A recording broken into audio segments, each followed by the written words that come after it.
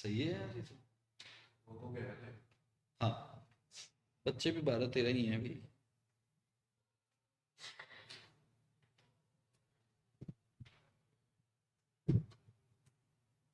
Just okay sorry. Hello, जय Shri Krishna.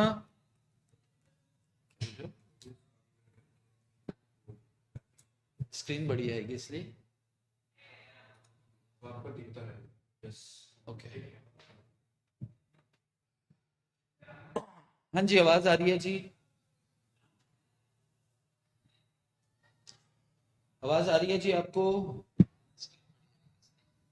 Okay, ठीक है साहब, सुन लिया मैंने।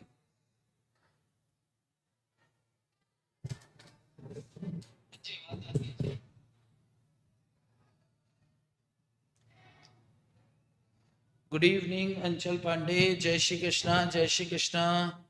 राधे राधे, बिल्कुल ऑडिबल है। Audible Audible Audible Audible. फटाफट आ जाओ, फटाफट आ जाओ जनता। एकदम टाइम पे अपन शुरू करते हैं। We are very very punctual. ठंडी लग रही है, ऐसे कर देते हैं थोड़ा सा। अब असली मजा आएगा। चलो, जय सिया राम, जय सिया राम दादा, जय सिया राम। आ जाओ जी, आ जाओ। लास्ट डिस्कशन हमारा उस पे हुआ था, किस पे हुआ था? डिविडेंड पर हुआ था। और डिविडेंड के हमने न सिर्फ प्रोविजंस देखे थे बहुत अच्छे से, ऐसा मुझे लग रहा है कि मैंने अच्छे से लिया था।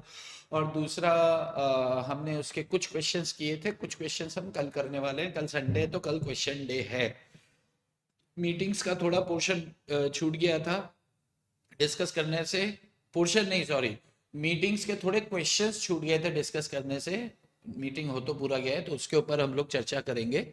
और इसके बाद बस फिर छुट्टी कर देंगे। तो कल तो वैसे भी यार एक छोटा सा दिन होता है संडे, अपना 2 ढाई 3 घंटे, एक ही तो दिन मिलता है अपन को टाइम। तो उस दिन अपन क्या करेंगे, क्वेश्चंस सारे निपटा लेंगे। अच्छा, अब आज का एजेंडा क्या है? चलो, आज का आवाज मेरा आपको थोड़ा ठंडा लगेगा क्योंकि आज मेरे को ठंडी लग गई थी। आ हा हा हा हा। कंपनीज इनकॉर्पोरेट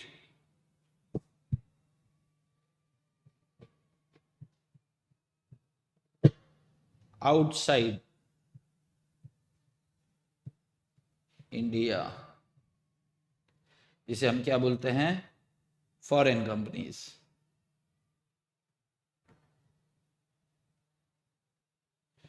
जिसे हम क्या बोलते हैं बॉस? Foreign companies. अस्सलाम वालेकुम नगरी वाला। Yes, good evening. जय श्री कृष्णा, जय Shri Krishna. Good evening sir. Sir please provide minutes question के answer, question answer PDF. Yes yes yes, बिल्कुल बिल्कुल। मिनट्स क्वेश्चन आंसर पीडीएफ भी आपको मैं प्रोवाइड कर दूंगा। ये आज इसको मैं यहाँ रख लेता हूँ ताकि आपके कमेंट्स मेरे को यहाँ सामने से भी दिखते रहें थोड़े थोड़े। चलो, तो shall we start boss? Shall we start now? Yes. अरे कोई भी बोलेगा स्टार्ट तो चालू करते हैं। बीमार मैं हूं, तुम नहीं। अरे बोलो रे, बोलो रे। एक बंदा भी स्टार्ट बोलेगा, स्टार्ट हो जाएगा। इंतजार रत हूं मैं आपका। आप जैसे ही बोलेंगे हम स्टार्ट कर देंगे। चलो, institute of chartered accountants of India ने आपसे कहा कि भाई तुम सीए फाइनल में जब आओगे तब आओगे, एक सीए फाइनल के 1-2 चैप्टर्स तो पढ़ के आओ। तो उन्होंने क्या किया, आपको सीए फाइनल के कोर्स में से निकाल के इधर फेंक दिया, इधर डाल दिया। कंपनीज इनकॉर्पोरेटेड आउटसाइड इंडिया और फेमा, ये 2 चैप्टर सीए फाइनल के हैं। दोनों टेक्निकल चैप्टर्स हैं। फेमा को ये टोटल, सॉरी, ये फॉरेन कंपनी को टोटल 70-30 का रेशो है अपना। 70 रेशो कंपनीज लॉ और 30 वाला क्या है, अदर लॉ। तो 70 मार्क्स का 70 मार्क्स के पोर्शन में इसको शामिल किया है। पहले कभी 60-40 होता था, अभी 70-30 कर दिया है। तो 10 नंबर में उन्होंने एलएलबी और ये बढ़ा दिया है। और 10 कहने को 10 है, लेकिन 12 से 14 मार्क्स के बीच में ये दोनों मिलाकर आने वाले हैं, क्योंकि लॉ क्या करने वाला है, कंपनी लॉ में से थोड़ा सा समय, थोड़ा सा अपना स्कोर इनको देने वाला है। पहली बार इंट्रोड्यूस हुए हैं। तो एक एक क्वेश्चन दोनों चैप्टर से आएगा। अभी एलएलपी की बात नहीं करते हैं। कम से कम मिनिमम 5 से 6 नंबर का डिस्क्रिप्टिव क्वेश्चन आएगा एक, जो कि 2 भी हो सकते हैं। और दूसरा 2 से 3 आपको ऑब्जेक्टिव क्वेश्चन आ सकते हैं। तो ये पकड़ के चलो, on an average 7 to 8 marks का चैप्टर है ये। 7 से 8 मार्क्स का चैप्टर है। क्या ये पहले पढ़ा है? कैसे पढ़ते? हमारे अटेम्प्ट में तो एप्लीकेबल नहीं था। हमारे अटेम्प्ट में तो पुरानी पिक्चर थी, कॉन्ट्रैक्ट था, नेगोशिएबल था, कॉन्ट्रैक्ट हटा के ये ले आए, नेगोशिएबल हटा के वो ले आए, फेमा। तो अब ये हमको फिर से पढ़ना पड़ रहा है। हाँ तो पढ़ लो यार, नई चीज है। अच्छा, अब एक चीज, कल जैसे मैंने बात की थी ना कि जैसे अपना मीटिंग्स खत्म हुआ था, तो आपने प्रार्थना की होगी कि यार इसमें से अच्छा कोई भी क्वेश्चन आ जाए, बस आए, कम ज्यादा से ज्यादा मार्क्स का आए, 10 12 15 मीटिंग से आना चाहिए, ताकि आप कर दिखाएंगे। फिर डिविडेंड में मैंने आपकी प्रार्थना बढ़ाने की कोशिश की कि आप 6 नंबर 4 नंबर का क्वेश्चन वहां भी एक्सपेक्ट करें कि आना चाहिए। और आज अब मैं आपकी आज प्रार्थना बिल्कुल भी नहीं बढ़ाने वाला हूं, क्योंकि इंस्टीट्यूट ये तो खुद से ही देगी। यस, तो इंस्टीट्यूट यहां से एक क्वेश्चन जरूर देगी, और वो क्वेश्चन भी क्या होगा ये क्लास खत्म होते ही मैं आपको बता दूंगा। ये नहीं कि मुझे पता है, इंस्टीट्यूट को बताने का नहीं कि मेरे को पता है, नहीं तो मेरे ऊपर वो डंडा लेके मेरे को दौड़ाएगी कि ये क्वेश्चन पेपर आउट करता है। चलो चलो जी, देखो अब मैं क्या करता हूं। फॉरेन कंपनीज,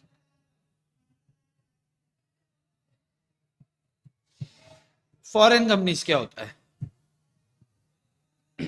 ध्यान से सुनना। ऐसी कंपनी फॉरेन कंपनी होती है, सेक्शन क्या कहता है, सेक्शन 242, सेक्शन 2 सब सेक्शन 42। ऐसी कंपनी फॉरेन कंपनी होती है जो जिसका इनकॉर्पोरेशन भारत के बाहर किसी मुल्क में हुआ है, इनकॉर्पोरेशन आउटसाइड इंडिया हुआ है, इनकॉर्पोरेशन इंडिया के अलावा किसी और कंट्री में हुआ है, लेकिन उसका एक प्लेस ऑफ बिजनेस भारत में है। और न सिर्फ उसका एक प्लेस ऑफ बिजनेस भारत में है, बल्कि उस प्लेस ऑफ बिजनेस पे वो क्या करता है, बिजनेस एक्टिविटी चला रहा है, चाहे वो किसी भी मोड में चला रहा हो, फिजिकल चला रहा हो या इलेक्ट्रॉनिक मोड में चला रहा हो। अगर ऐसी ये दोनों कंडीशन सेटिस्फाई हो जाती है, तो फिर हम बोल देंगे कि वो एक फॉरेन कंपनी है। सिर्फ डेफिनेशन सुना है, ओके। हाँ तो मैंने भी तो डेफिनेशन ही सुनाई, तो मैं ऐसा मान के चल रहा हूँ कि डेफिनेशन के बारे में आपको जानकारी है।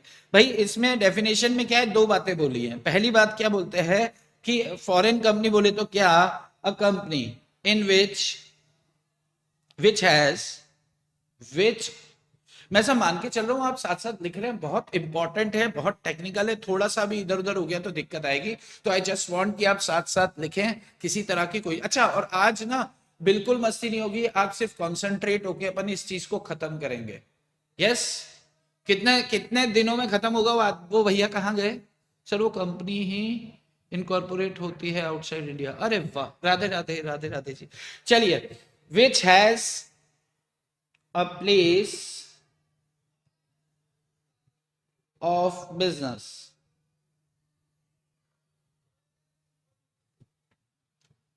in India,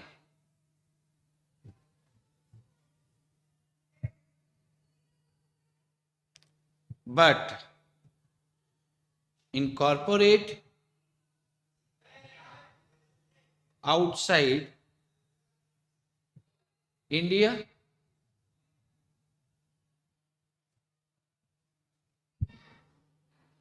place of business India में है, इनकॉर्पोरेट आउटसाइड इंडिया है। अच्छा, दूसरी दूसरी कंडीशन क्या है, and conduct any business activity in India in any manner. Any manner में क्या क्या हो जाता है जी? वेदर फिजिकली,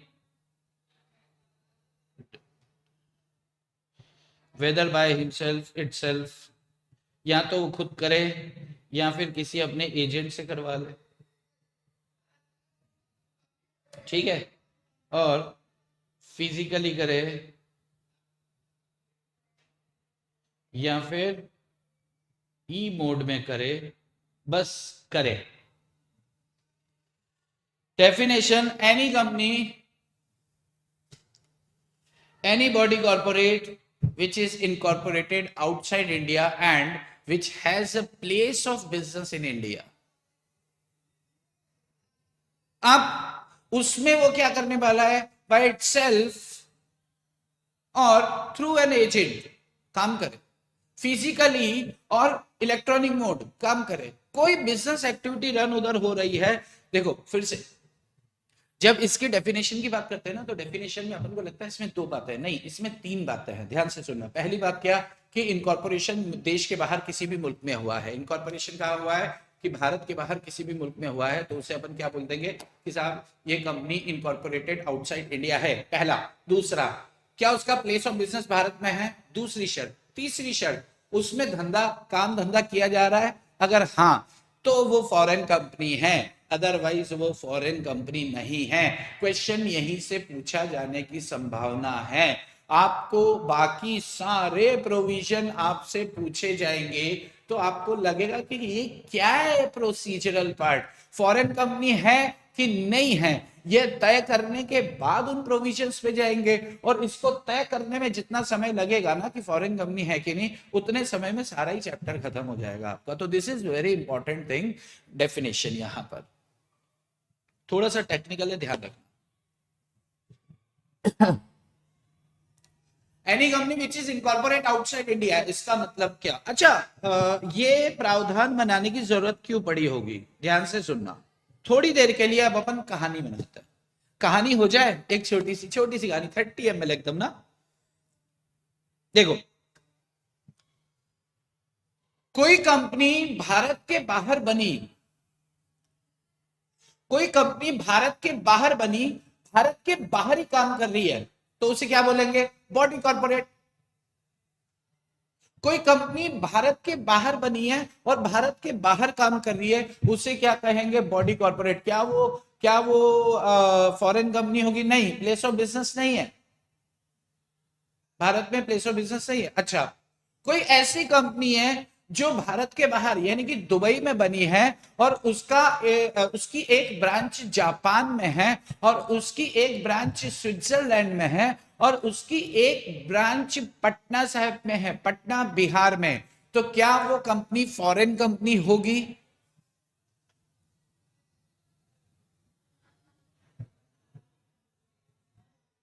भाई यहां पर इसका बातचीत नहीं करो. देखो फैकल्टी लाइव सेशन में भी आपको डांट देती है बातचीत करने का. नहीं, अभी सिर्फ कंसंट्रेट करो. क्या वो एक फॉरेन कंपनी है? एक कंपनी जिसका इनकॉर्पोरेशन सिंगापुर में हुआ, उसका ब्रांच ऑफिस जापान में है, और उसका एक ब्रांच ऑफिस और किसी न्यूजीलैंड स्विट्जरलैंड में है, और उसकी एक ब्रांच ऑफिस क्या कहाँ है? हमारे बिहार में है. तो क्या वो फॉरेन कंपनी है? Yes. Incorporate outside Indian, place of business इन बिहार. बिहार कहाँ पड़ता है? बिहार भारत में होता है. तो ये इंडियन का ये फॉरेन कंपनी कहलाएगी. इतनी सी तो बात है, आसान सी बात है. यस. एक सेकंड यार, बहुत ठंडा हो रहा है, मैं गेट, एक second.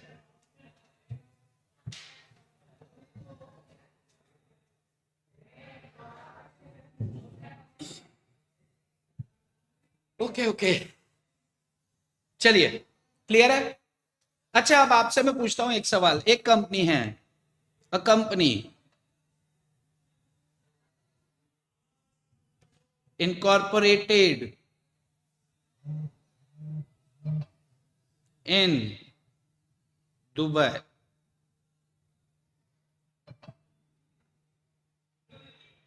land purchased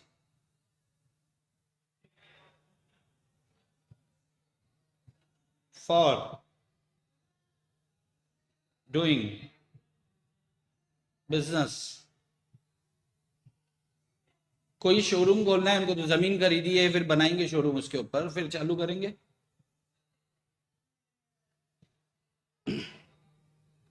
opening soon, ऐसा करके बोर्ड लगाया हुआ है। एक पर्टिकुलर ब्रांड है जो मान लो दुबई का ब्रांड है, इत्र का ब्रांड है। उसको ऐसा लग रहा है कि यार भारत में इतने सारे लोग हैं, इतना सारा इत्र लगाते हैं, खुशबू में घूमना पसंद करते हैं, तो क्यों ना वहीं पे अपन एक प्लांट डाल दे या फिर एक शोरूम डाल दे। तो उनको लगा कि यार एक शोरूम के लिए जगह खरीदनी पड़ेगी, तो उन्होंने क्या किया, एक लैंड परचेज किया भारत में। वहां पे शोरूम का कंस्ट्रक्शन चालू हो गया है और वहां पे एक तख्ती लटका दी है, ओपनिंग सून, बहुत जल्द आने वाला है। क्या? Good afternoon. अच्छा, अब बताओ मुझे कि क्या ये कंपनी का नाम अपन XYZ, क्या XYZ एक फॉरेन कंपनी है या नहीं है? क्वेश्चन बिल्कुल बाबा ध्यान से सुनना है आपको, बिल्कुल क्वेश्चन ध्यान से सुनेंगे, आंसर आता जाएगा फटाफट। सॉरी इसका, अरे कोई बात नहीं, नहीं नहीं, फॉरेन कंपनी है कि नहीं है? इनकॉर्पोरेशन देश के बाहर हुआ है, यहाँ पे जमीन खरीद ली है उसने धंधा करने के लिए।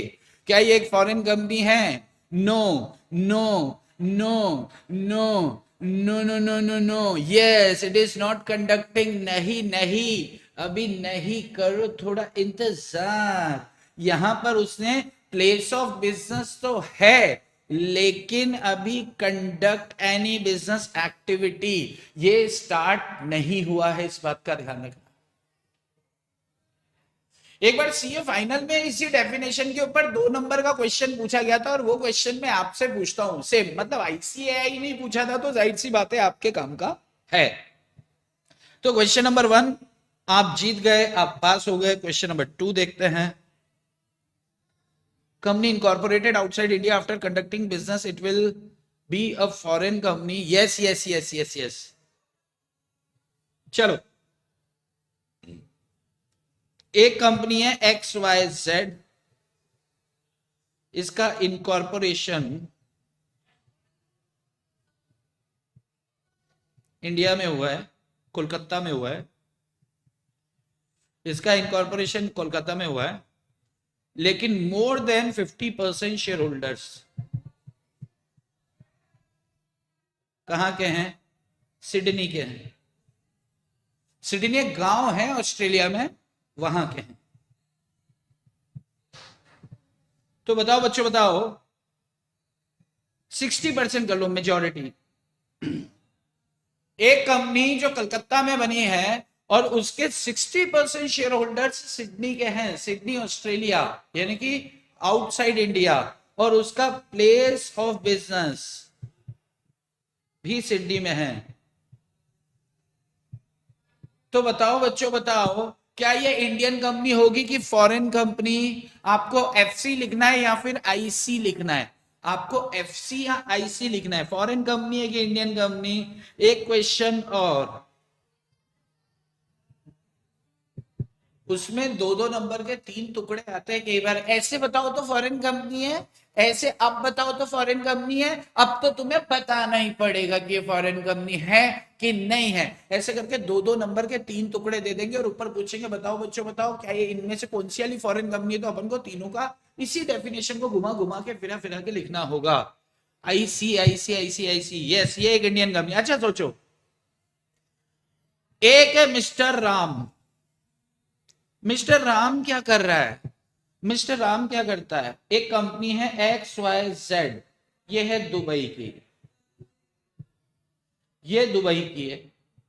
मिस्टर राम क्या करता है? दुबई से माल आता है, कलकत्ता का रहने वाला है, कोलकाता का। कंपनी इनकॉर्पोरेट कहां हुई है? दुबई में।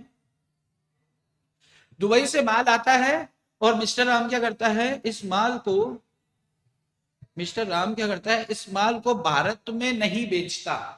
इस माल को ऐसे आता है और बॉर्डर से ही आता है और बॉर्डर से दूसरी गाड़ी में रखवा के और एक्सपोर्ट कर देता है। यूएस एक्सपोर्ट कर देता है और बीच में कुछ कमीशन खा जाता है क्या? XYZ लिमिटेड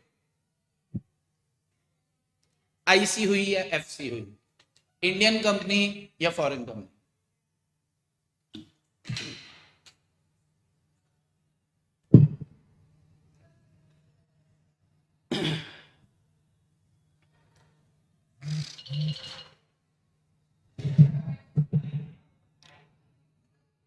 आंसर करना है आपको? मैं आपका इंतजार कर रहा हूं 1 सेकंड के लिए बस। आ जाओ। FC foreign company, foreign company, foreign company, very good भाई। इनकॉर्पोरेशन देश के बाहर हुआ है। Place of business, place of business मतलब अगर आपने कोई शोरूम खोल के रखा है तो प्लेस ऑफ बिजनेस, आपने कोई गोदाम लेके रखा है तो प्लेस ऑफ बिजनेस। अरे जहां खड़े होके इन जनरल डील किया करते हो तो वो प्लेस ऑफ बिजनेस मान लिया जाएगा, वो प्लेस ऑफ बिजनेस मान लिया जाएगा। जैसे मान लो एक कंपनी है जापान लिमिटेड, जापान की एक कंपनी है जेपी लिमिटेड, क्या जेपी, जेपी मतलब जिम्मेदार पति, हाँ जिम्मेदार पति। तो ये कंपनी इनकॉर्पोरेट कहां हुई है? जापान में हुई है। ये क्या बेचती है? तेल बेचती है, तेल, ऑयल। अब ये ऑयल मान लो कि एक रमेश जी हैं और ये पेड़ है, ये इस पेड़ के नीचे और बैठकर इसका तेल बेच रहे हैं, तो ये पेड़ क्या कहलाएगा? Place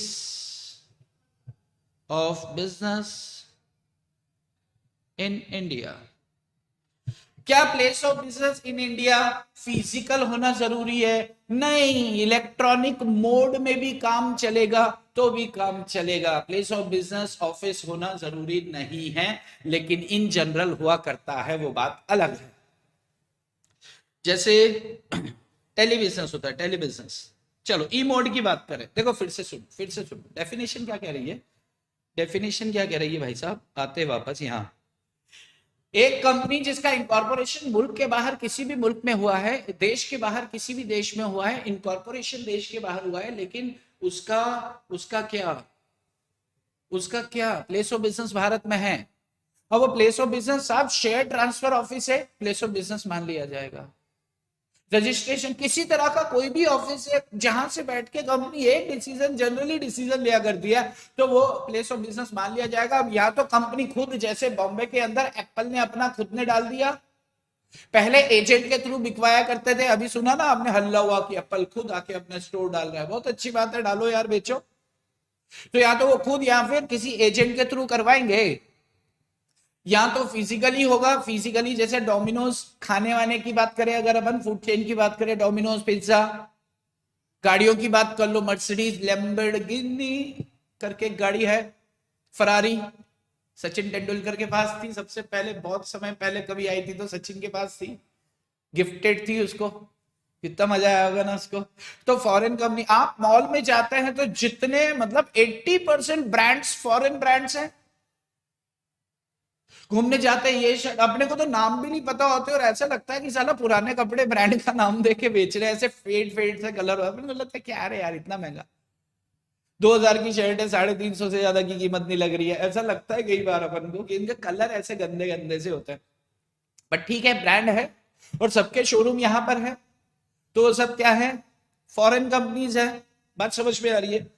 electronically business to business. अच्छा देखो जरा इलेक्ट्रॉनिकली देखते हैं, ई मोड, ई मोड में B to B, B to सी,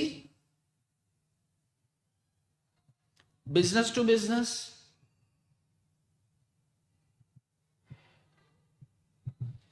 या बिजनेस टू कंज्यूमर,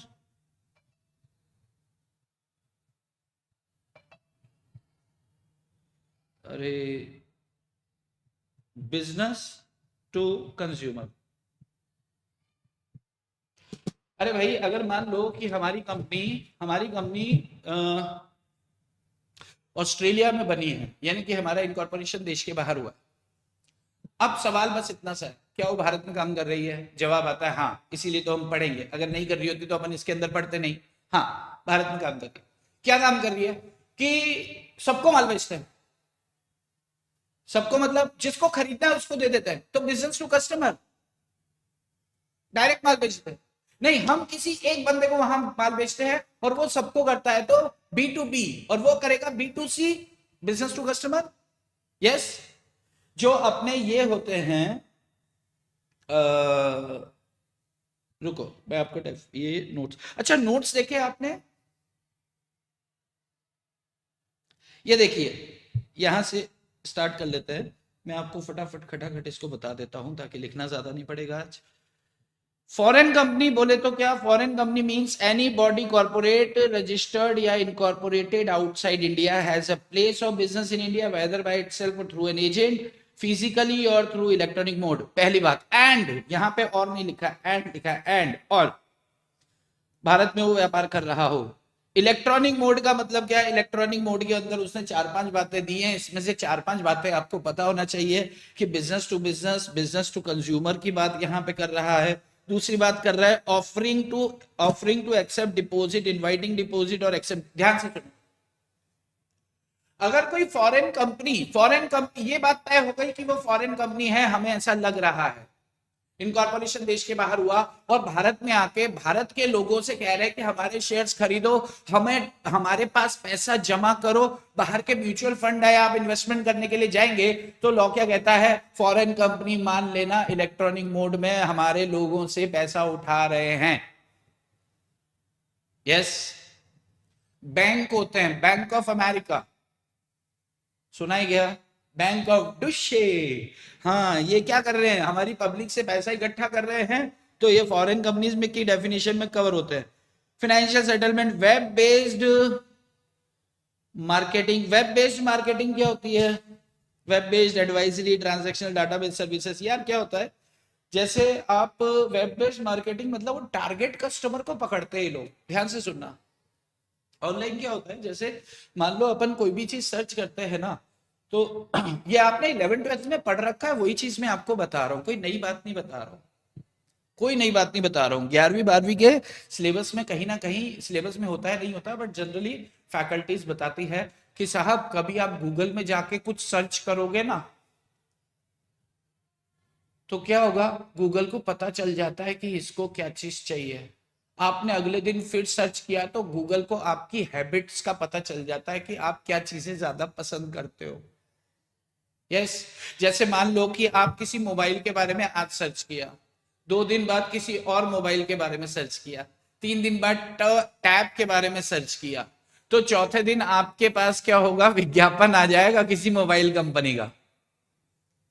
ऐसा होता है ना कि जैसे मान लो हमारा मार्केट बर्तन का मार्केट है, और बर्तन के मार्केट में कोई आता है, या बहुत बड़ा मार्केट है, हमारे पास कोई आया, हमारी बर्तन की दुकान है, और वो आपस में शादी की शॉपिंग करने के लिए आए हैं, और आपस में वो लोग बात कर रहे हैं, कस्टमर की साड़ियां भी लेनी है, ऐसा वैसा, तो मैं फोन करूंगा, भाई साड़ी वाला है, साड़ी, कस्टमर कस्टमर, तो वो भाई क्या करेगा, ऐसे चलते फिरते आएगा, अरे आइए ना, मैं आपको दिखाता हूँ ना साड़ियां, जमे तो लेना। बिल्कुल ऐसे ही होता है, अपन गए थे गूगल पे और गूगल ने क्या किया बताया, आओ रे आओ रे आओ रे आओ रे आओ रे, टारगेट करते हैं कस्टमर को, उसकी सोच को, उसको क्या पसंद है, और उठा के उसको चिप देते हैं। तो ये सारे अगर काम लगाए, डाटाबेस सर्विसेज, यार ये व्हाट्सएप वाले अपने सारा डाटा, भाई व्हाट्सएप इंस्टाग्राम ये वो सब अपन अलाउ अलाउ तो कर देते हैं ना। हाँ, पढ़ना चाहिए अपन को, पता भी नहीं चलेगा कि आपके फोन की सारी सूचनाएं उनके पास हो चुकी होंगी, हो चुकी हैं, सॉरी। तो ये क्या करते हैं, कभी प्रैक्टिकली सोचो कि मुझे अगर चाइना में जाके धंधा करना है, चाइना को छोड़ दो, चाइना वाले बड़े हरामखोर है, वो नहीं अपना डाटा जनरली नहीं करते हैं, लेकिन हर जगह बिजनेस है। लेकिन मान लो कि मुझे यूएस या फिर ऑस्ट्रेलिया या फिर किसी दूसरे भी कंट्री में, दुबई में जाके कोई धंधा करने के बारे में सोच रहा हूँ, तो टारगेट कस्टमर मेरे कौन होंगे, मुझे कैसे पता चलेगा यहाँ से? तो एक बंदे ने बोला कि भाई साहब कस्टमर्स का डाटा सारा मैं आपको दे दूंगा, मुझे इतने पैसे दे देना। डाटा सर्विसेज दे रहा है वो, वहां से इलेक्ट्रॉनिक मोड में दे रहा है, और इलेक्ट्रॉनिक मोड में दे रहा है तो फिजिकली ऑफिस उसका नहीं भी है तो भी इलेक्ट्रॉनिक मोड से क्या मान के चलेंगे अपन, वो जो सैटेलाइट से वो भेज रहा है, तो ऐसा मान के चला जाएगा कि भाई साहब यहाँ पर ये फॉरेन कंपनी हो गई है। ऑनलाइन सर्विसेज, टेली मार्केटिंग समझते हैं, फोन करते हैं कि सुनो ना अरे फोन से याद आया, ये टेलीमार्केटिंग वाले ना कई बार उलझा भी देते हैं। आजकल आप यूट्यूब पे बहुत सारे फ्रॉड्स देख रहे होंगे, यूट्यूब पे आप बहुत सारे फ्रॉड्स देख रहे होंगे। उसमें क्या होता है सर, आजकल तो हम जो बात कर रहे होते हैं एड्स में एग्जैक्टली सब कुछ आ जाता है, सब कुछ सब कुछ। वो एलेक्सा एलेक्सा करके लड़की होती है ना, उसको बोलते हैं एलेक्सा करो ना, तो वो उसको आदत है सुनने की, लेकिन उसको ये भी पता होता है कि मुझे कहाँ नहीं बोलना है, तो वहां पे सुन तो लेती है। बहुत बहुत चालाक लड़की होती है, ध्यान रखना, बहुत ज्यादा चालाक होती है वो। चलिए, तो ये आपका इलेक्ट्रॉनिक मोड की बात है। बस एक बात का इसमें ख्याल रखना है, ध्यान से सुनना, कि अगर कोई कंपनी इनकॉर्पोरेट भारत के बाहर हुई है और भारत में आकर शेयर्स सिक्योरिटीज वगैरह इशू करने के बारे में सोच रही है, लेकिन कौन से जोन में, स्पेशल इकोनॉमिक जोन में, तो सरकार ने कहा, केंद्र सरकार ने कहा कि इनको हम इस क्लॉज से दूर रखेंगे, इनको हम इस क्लॉज से दूर रखेंगे। स्पेशल इकोनॉमिक जोन, यार जाहिर सी बात है कि वो तो स्पेशल इकोनॉमिक जोन के प्रमोशन के लिए आ रही है, तो कंपनी बोलेगी साला एक तो प्रमोशन करो तुम्हारा आके यार, ऊपर से तुम हमें फॉरेन कंपनी बना दो, 17 प्रोविजन एप्लीकेबल कर दो। तो लॉ ने बोला ये अच्छी बात नहीं है। चलिए, अब हम आते हैं वापस यहां। तो ये अब अपनी फॉरेन कंपनी की डेफिनेशन। अब क्या है कि मैंने अगर इसके अंदर और कुछ 2 केसेस डिस्कस कर लिए ना, तो आपके क्वेश्चंस खत्म हो जाएंगे। तो फिर क्वेश्चन करेंगे तो कैसे पता चलेगा, ध्यान से सुनो। अभी अपन ने स्टार्ट किया फॉरेन कंपनी। फॉरेन कंपनी में 3 बातें। पहली बात, इनकॉर्पोरेशन आउटसाइड इंडिया हुआ। दूसरी बात, place of business in India. तीसरी बात, बिजनेस एक्टिविटी। अब सवाल यह है कि फॉरेन कंपनी क्यों, सॉरी गलत बन गया, क्वेश्चन मार्क बनना था।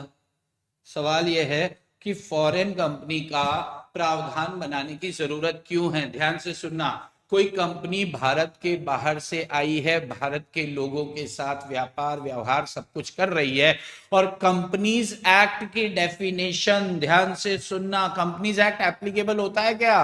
बिल्कुल नहीं होता। ध्यान से सुनो, कैसे पता चलेगा? अभी पता चलेगा नहीं, अपन कंपनी में तो पढ़ रहे। हाँ, हम ये बात कर रहे हैं कि फॉरेन कंपनी को क्यों इसमें शामिल किया गया। अगर ये नहीं होता इसमें शामिल तो क्या होता? कंपनीज एक्ट 2013, इसमें कंपनी को क्या डेफिनेशन दिया है? कंपनी बोले तो वो, कंपनी मीन्स व्हाट, जो कंपनीज एक्ट 2013 या कंपनीज एक्ट 2000 से पहले वाले किसी एक्ट में रजिस्टर हुई है, बस। कंपनी बोले तो वो जो कंपनीज एक्ट 2013 या पिछले किसी एक्ट में रजिस्टर या इनकॉर्पोरेट हुई है, और ये तो इनकॉर्पोरेट ही देश के बाहर हुई है, तो जाहिर सी बात है कंपनी लॉ के परव्यू से तो बाहर हो गई नहीं है कंपनी। फॉरेन कंपनी कंपनी है ही नहीं। क्या कभी कोई पूछे ना क्या फॉरेन कंपनी कंपनी है, तो बिल्कुल भी नहीं, क्योंकि कंपनी की डेफिनेशन में नहीं आता। ओहो, एक क्वेश्चन तो मैंने ले ही लिया, मैं बोल रहा था आपको बाद में लूंगा। आपको मेरी बात समझ में आ रही है? क्या फॉरेन कंपनी एक कंपनी है? ट्रू और फॉल्स? क्या फॉरेन कंपनी एक कंपनी है? ट्रू और फॉल्स? क्या फॉरेन कंपनी का इनकॉर्पोरेशन कंपनीज एक्ट 2013 में हुआ? नहीं। क्या कंपनीज एक्ट 2013 के पहले किसी एक्ट में हुआ? नहीं। तो इसका मतलब फॉरेन कंपनी एक कंपनी नहीं होती। यस, अगर जैसे बोलेंगे फॉरेन कंपनी कंपनी नहीं होती, तो कंपनीज एक्ट उस पर क्यों लगेगा?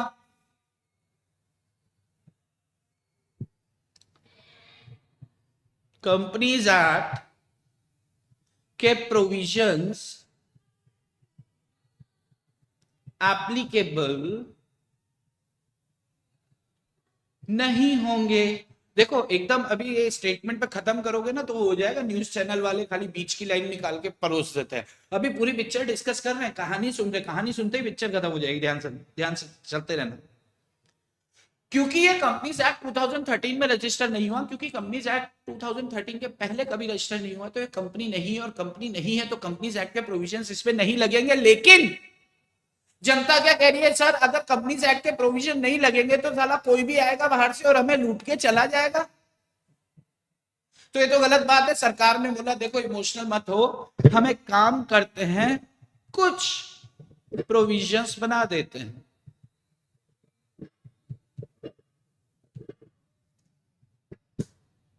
जनता कह रही है नहीं नहीं सारे सारे सारे सारे एप्लीकेबल कर दो इन पे, तो सरकार ने बोला चलो सारे कर देते हैं। अगर सारे करेंगे तो उधर से फॉरेन कंपनी बोलेगी अरे सर हम ये और ये सारे काम तो करते नहीं जो भारत की कंपनी है, हम तो खाली एक धंधे के लिए आ रहे हैं। इस बिजनेस से संबंधित जितनी चीजें हो सकती है वो हमसे पूछताछ कर लो, टैक्स वैक्स ले लो और हमें धंधा करके जाने दो। तो सरकार को बात समझ में आ गई। सरकार ने क्या बोला कि तुम बाहर पैदा हुए भारत में आए, भारत में आके क्या कर रहे हो तुम, कि सर ये काम कर रहे हैं। अच्छा, इस काम के संबंधित उन्होंने सराउंडिंग क्या किया, कुछ सेक्शंस बना दिए और बोला कि तुम पे कंपनीज एक्ट का ये पोर्शन लागू होगा। तो यहां पर फॉरेन कंपनी खुश, जनता को बोला कि जनता ओके है क्या, जनता ने बोला सारे सारे लगा के क्या, not applicable not applicable not applicable not applicable लिखना पड़ेगा। तो इतना सारा नॉट एप्लीकेबल की जगह जो एप्लीकेबल रह जाए बस उतना लिखते हैं। तो यहां पर उन्होंने सेक्शन 379 से लेकर 386, 379 से लेकर 393 ये पूरा एक चैप्टर ही लिख दिया कंपनीज एक्ट के अंदर, चैप्टर नंबर 22। चैप्टर नंबर 22 के अंदर कंपनीज एक्ट को लेकर क्या क्या प्रावधान हैं। सेक्शन 379 मतलब 1, 380 मतलब 2, और उसके बाद 13 सेक्शन और, यानी कि कुल 14-15 सेक्शन है यार, एकदम पुच्चू सा पोर्शन है। सीन समझ में आ रहा है। चलो अब बात आती है कि जो ये फॉरेन कंपनी है, foreign company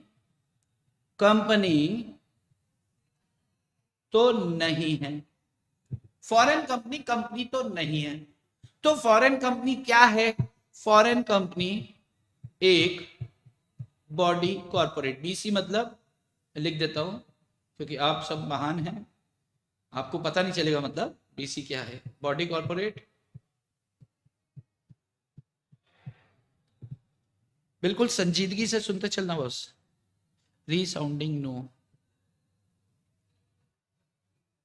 Amazon is a foreign company, yes बेटा बिल्कुल सही। अम्मी जान नहीं, Amazon। चलो तो ये एक बॉडी कॉर्पोरेट है। अब क्या, अब सुनो ध्यान से सुनो।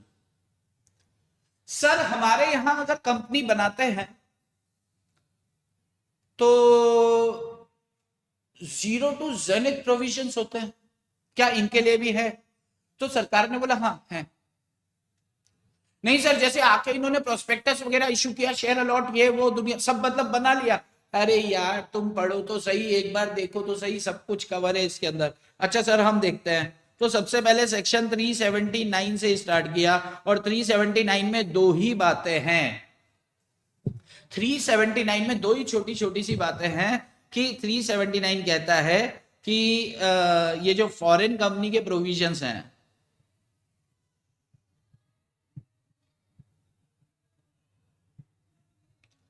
सेक्शन 380 से लेकर 386 तक सभी कंपनीज पर एप्लीकेबल होते हैं, एंड 392 से लेके 393 तक। यानी कि क्या क्या मिस हो गया, 387 कहां गया, 88 कहां गया, 89 कहां गया, 90 कहां गया, 91 कहां गया, 91 कहां गया, ये 4-5 सेक्शन है कहां गए, ये साथ साथ डिस्कस करेंगे। ये प्रोविजन क्यों लेकर आए लोग। सरकार भी बड़ी आलसी है। सरकार को ऐसा लगता है कि यार जो काम कॉमन है और जो कॉमन काम के लिए हमने प्रोविजंस बना दिए हैं तो उसके लिए अलग से प्रोविजन क्यों लिखे, सिर्फ उनका रेफरेंस दे देते हैं और सेक्शन नंबर डाल देते हैं। तो यहाँ पे पुराने प्रोविजंस हैं, पुराने मतलब जैसे प्रोस्पेक्टस इशू करेंगे तो आपने पढ़ा होगा, उदाहरण के तौर पे बता रहा हूं, अभी इनके ऊपर हम डिस्कस नहीं कर रहे हैं, अभी इनके ऊपर डिस्कशन नहीं कर रहे हैं, ध्यान से सुनना, आज का सेशन 6 नंबर दे जाएगा आपको। सेक्शन 379 कह रहा है कि साहब 379 दो बात बोलता है, दो बात में से एक बात ये बोल रहा है कि साहब हमारा ये फॉरेन कंपनी के प्रोविजंस ये यहां से यहां तक, यहां से यहां तक हर फॉरेन कंपनी पर लागू होंगे, और बाकी ये बीच वाले, अरे बीच वाले तो पुराने वाले हैं, म्यूटेटिस म्यूटेंडिस एप्लीकेबल होंगे। वो क्या होता है हम इसकी अभी बात नहीं करेंगे, इसकी बाद में बात करेंगे। म्यूटेटिस म्यूटेंडिस, म्यूटेटिस म्यूटेंडिस, म्यूटेटिस म्यूटेंडिस, ऐसे करके कुछ है। क्या होता है, थोड़ी देर रुक जाओ, थोड़ी देर रुक जाओ। जैसे मान लो कि हम एक इंडियन कंपनी हैं, हम क्या हैं, इंडियन कंपनी हैं, हमें क्या करना है, प्रोस्पेक्टस इशू करना है। और प्रोस्पेक्टस के अंदर क्या अपन झूठ झूठ झूठ झूठ बोल सकते हैं या नहीं, क्या कोई मिस रिप्रेजेंटेशन ऑफ फैक्ट उसमें चलेगा, क्या कोई फैक्ट कंसील कर लेंगे चलेगा, यानी कि क्या हम धोखा देने के लिए एलिजिबल हैं, क्या हम धोखा दे सकते हैं पब्लिक को, तो जवाब है बिल्कुल नहीं। सरकार ने बोला है कि प्रोस्पेक्टस पब्लिक में इशू करना है तो उसके लिए ये नियम है, इनका पालन करो। और जब फॉरेन कंपनी ने बोला कि हमको भी शेयर्स इशू कर रहे हैं तो इधर आओ, जो ये पालन कर रहे हैं ना वो तुम भी करो, लेकिन हम तो फॉरेन कंपनी है, हाँ थोड़े बहुत चेंजेस के साथ एज इट इज पालन करो। तो थोड़े बहुत चेंजेस का मतलब क्या है, जहां जरूरी हो वहां परिवर्तन कर लो, बाकी तुम पे सर, तुम पे भी यही यही यही सारे सेक्शन लगेंगे। लेकिन सर अब मैंने आपको बताया था ना मैं फॉरेन कंपनी हूं, तो वो वाला, हाँ वो वाला हटा दो, बाकी तो सेम लगेंगे। तो बोलते हैं कि ये वाला सेक्शन म्यूटेटिस म्यूटेंडिस एप्लीकेबल होगा। इसका मतलब क्या हुआ कि एज इट इज एप्लीकेबल होगा, subject to some specific changes in the provisions of companies incorporated outside India. और यकीन माने ना के बराबर चेंजेस हैं, यानी कि ये सारे वही सेक्शंस है जो आप पहले अलॉटमेंट में या प्रोस्पेक्टस में पढ़कर आए हो।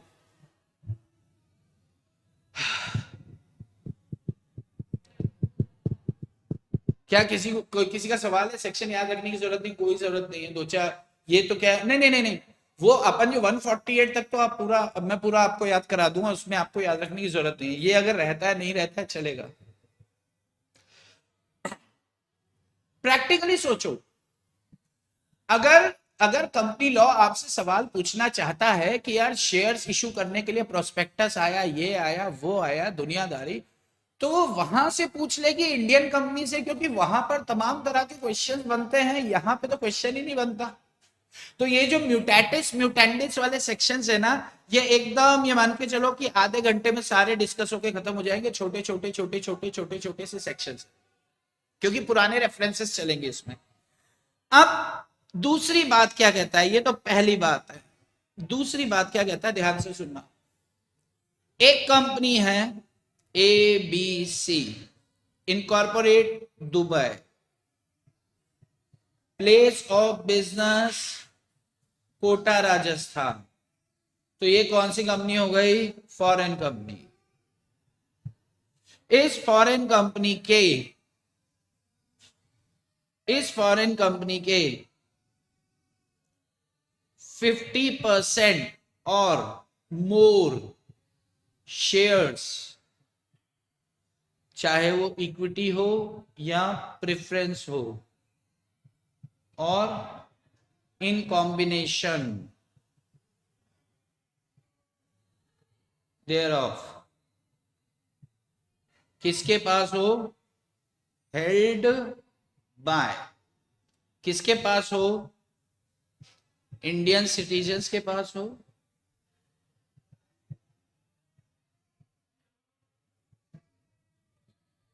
वन और मोर कंपनीज के पास हो,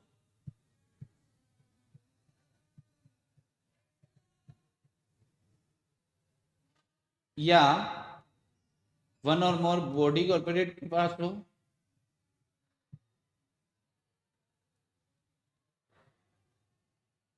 जो इनकॉर्पोरेट इंडिया में हुई है, या ये A B combination of A and B. आपको चाहिए साथ साथ लिख लो, इंपॉर्टेंट प्रोविजन खत्म करेंगे। सेक्शन 397 खत्म हो चुका है आपका, बस इसके ऊपर डिस्कशन बाकी है। 390 बस 397 नहीं 379, सॉरी मैंने 97 बोल दिया, तो 379, सॉरी 379 क्या ही हो जाता है। दोस्तों वीडियो को लाइक करो, दोस्तों वीडियो को लाइक करो, सही बोल रहे भाई। सर अभी साथ साथ नोट करना है, हाँ जी हाँ जी, अभी साथ साथ कर लो।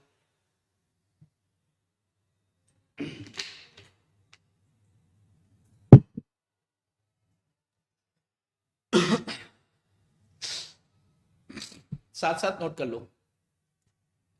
एक बार फिर से सुनो मैं क्या बोल रहा हूं। सेक्शन 379 दो बातें करता है। पहली बात किसी काम की नहीं है। सेक्शन 379 दो बातें करता है। पहली बात किसी काम की नहीं है कि इसमें 382, 386 और 392, 393 लगेगा। हाँ ठीक है, कौन कौन से लग रहे हैं और बाकी के साथ क्या होना है हमको पता है, बाइफरकेट कर लेंगे। तू नहीं भी बताता तो भी हम कर लेते हैं। अब दूसरी बात क्या, दूसरी बात ये कह रहा है कि अगर किसी फॉरेन कंपनी के पास के 50% या उससे ज्यादा शेयर्स 50% या उससे ज्यादा शेयर होल्डिंग भारतीय लोगों के पास है, इंडियंस के पास है, और वो इंडियन सिटीजन हो सकता है, यानी कि हम आप कोई भी, या फिर किसी कंपनी के पास है, या किसी भारत में कोई बॉडी कॉर्पोरेट बनी है उसके पास है, या फिर किसके पास है, इन सबके पास मिलाकर है अगर, तो उसे बिल्कुल ऐसे मान लिया जाएगा कि वो इंडियन कंपनी है।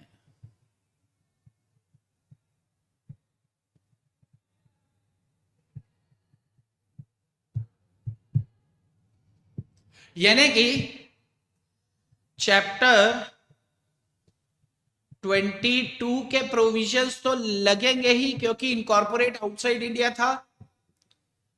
इस पर अदर प्रोविजंस भी एप्लीकेबल होंगे, जैसे कि वो इंडियन कंपनी हो। अगर इतनी बात समझ में आती है तो खत्म। फिर से सुनो, फिर से सुनो, यही यही यही क्वेश्चन खत्म हो जाना है आपका एग्जाम में। एग्जामिनर ज्यादा आपको तंग नहीं करने वाला, मुझे नहीं लगता करेगा। करेगा तो फिर जितना मर्जी तंग करे अपन, तो तैयारी बिल्कुल वैसे करेंगे यार जैसे कि कहीं से भी पूछ, तू पूछ हम तैयार है, ऐसा होना चाहिए तैयारी। ये ना पूछ ले वो ना पूछ ले से डरेंगे ना तो मजा ही नहीं आएगा जिंदगी का। चलो, एक कंपनी जिसका इनकॉर्पोरेशन देश के बाहर हुआ है लेकिन उसका प्लेस ऑफ बिजनेस इंडिया में है, तो फिर वो फॉरेन कंपनी हो गई। फॉरेन कंपनी क्या होती है, एक बॉडी कॉर्पोरेट होती है। फॉरेन कंपनी नाम है ये फॉरेन कंपनी, एक्चुअली ये कोई कंपनी नहीं है। फॉरेन कंपनी, कंपनी इसका सरनेम है, ये कोई कंपनी नहीं है। ये क्या है, एक बॉडी कॉर्पोरेट है। लेकिन ऐसा, अच्छा बॉडी कॉर्पोरेट है तो चैप्टर 22 के थोड़े से प्रोविजन लगेंगे, और इंडियन कंपनी में तो कंपनीज एक्ट के सारे प्रोविजन लगते हैं। तो लॉ ये कह रहा है कि अगर मान लो कि किसी फॉरेन कंपनी की 50% या उससे ज्यादा शेयर होल्डिंग भारतीय लोगों के पास है, भारतीय कंपनीज के पास है, या बीसी के पास है, या इनके पास मिलाकर है, तो इसे बिल्कुल भारतीय कंपनी मान लिया जाएगा, और वो सारे sections as it is applicable होंगे, जैसे कि ये कभी फॉरेन कंपनी रही ही ना हो। बात समझ में आती है? बात समझ में आ रही है? मैं मान के चलो हम लिखते जा रहे हैं, अगर ये समझ में आ रहा है तो खत्म। सेक्शन 379 ऐसे हैं सेक्शन, आपको भी हंसी आ रही होगी कि इतने इतने से हैं। चलो अब एक question, XYZ Dubai based company, place of business Pune, share holding 26% by Ramesh, Indian citizen,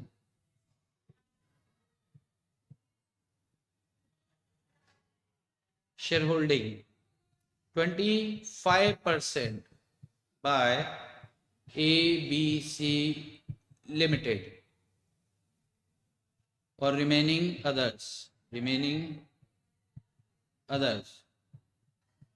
अब आपसे सवाल है, बताओ बच्चों बताओ, ये फॉरेन कंपनी है, अब ये फॉरेन कंपनी है या फिर इंडियन कंपनी है?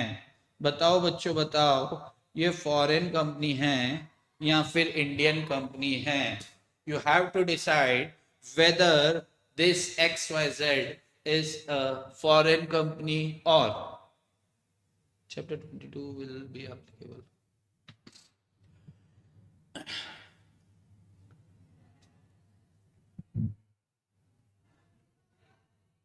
आपको आंसर करना है। Deemed Indian company, Indian company, Indian company, Indian company, foreign company, foreign company, Indian company. अरे भाई, जो इंडियन कंपनी आंसर दे रहा है, मुझे एक बात बताओ, इंडियन कंपनी होने के लिए क्या होना चाहिए? इनकॉर्पोरेशन भारत में होना चाहिए। डीएनए, डीएनए क्या चाहिए? भारत का चाहिए, डीएनए बाहर का नहीं चाहिए। यहाँ पे डीएनए इनकॉर्पोरेशन कहाँ हो रहा है? अरे प्रोविजंस लगाने के लिए ऐसा मान लेंगे कि तू मेरा भाई, इसका मतलब ये थोड़ी है कि तू हमारे मम्मी पापा का बेटा, तू हमारा भाई, हमने मान लिया। जैसे मैं रोटी खा रहा हूं, मम्मी तेरे को भी रोटी खिलाएंगी, मान लिया, पर तू है नहीं हमारे घर का। तेरे को अभी प्रैक्टिकली सोचो ना। अरे भाई, इंडियन कंपनी कहां से हो जाएगी यार? फॉरेन कंपनी, फॉरेन कंपनी है deemed as Indian company for some provisions. Chapter 22 के एडिशन में बहुत सारे प्रोविजंस लगेंगे, एज में बी प्रिस्क्राइब्ड, एज में बी प्रिस्क्राइब्ड। अभी आप प्रैक्टिकली सोचो यार, इंडियन कंपनी वालों, जरा समझ में आ रही है बात? यस, डीम्ड इंडियन कंपनी भी मत आंसर में डाल देना, क्योंकि उधर कोई बुद्धू बैठा होगा ना, तो आपके जवाब को खारिज कर देगा। मैं आपको बता रहा हूं, डीम्ड इंडियन कंपनी में मत डाल देना, बुद्धू लोग आपके जवाब को खारिज कर देंगे। वो बोलेंगे कहां से हो गई भाई? इनकॉर्पोरेशन तो देश के बाहर हुआ है, तो पिक्चर ही खत्म हो गई। कंपनी की डेफिनेशन से तो बाहर हो गया, कंपनी की डेफिनेशन से बाहर हो गया, तो डीम्ड कोई नहीं। इसे मान लिया जाएगा जैसे कि ये एक इंडियन कंपनी हो। जब प्रोविजंस एप्लीकेबल करने होंगे तब बस कुछ प्रिस्क्राइब। तो chapter 22 and some other specific provisions जो प्रिस्क्राइब करके देगी सरकार। मैं अगर अंदर से बताऊं, अंदर की बात, तो सारे ही लगते हैं लगभग। प्रैक्टिकली सोचो, मान लो गुड्डू भाई हैं, गुड्डू जी, गुड्डू आए हैं आज। गुड्डू जी ने कंपनी लॉ पढ़ा,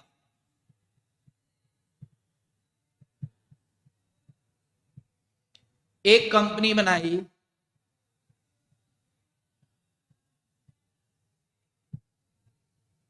जीजे लिमिटेड, गुड्डू जैन लिमिटेड। एक पब्लिक कंपनी बनाई, गुड्डू जैन लिमिटेड। ध्यान से सुनना सर, ये लैंग्वेज जो आप बोल रहे हैं काफी हेल्पफुल होता है आंसर लिखने में। अच्छा देखो, गुड्डू जैन ने एक कंपनी बनाई है, जीजे लिमिटेड। कंपनी बना के ये तो कह रहा है साला फंस गया, इतने सारे कंप्लायंस रिक्वायरमेंट, इतनी कंप्लायंसेस, हर बात में आरओसी का डंडा।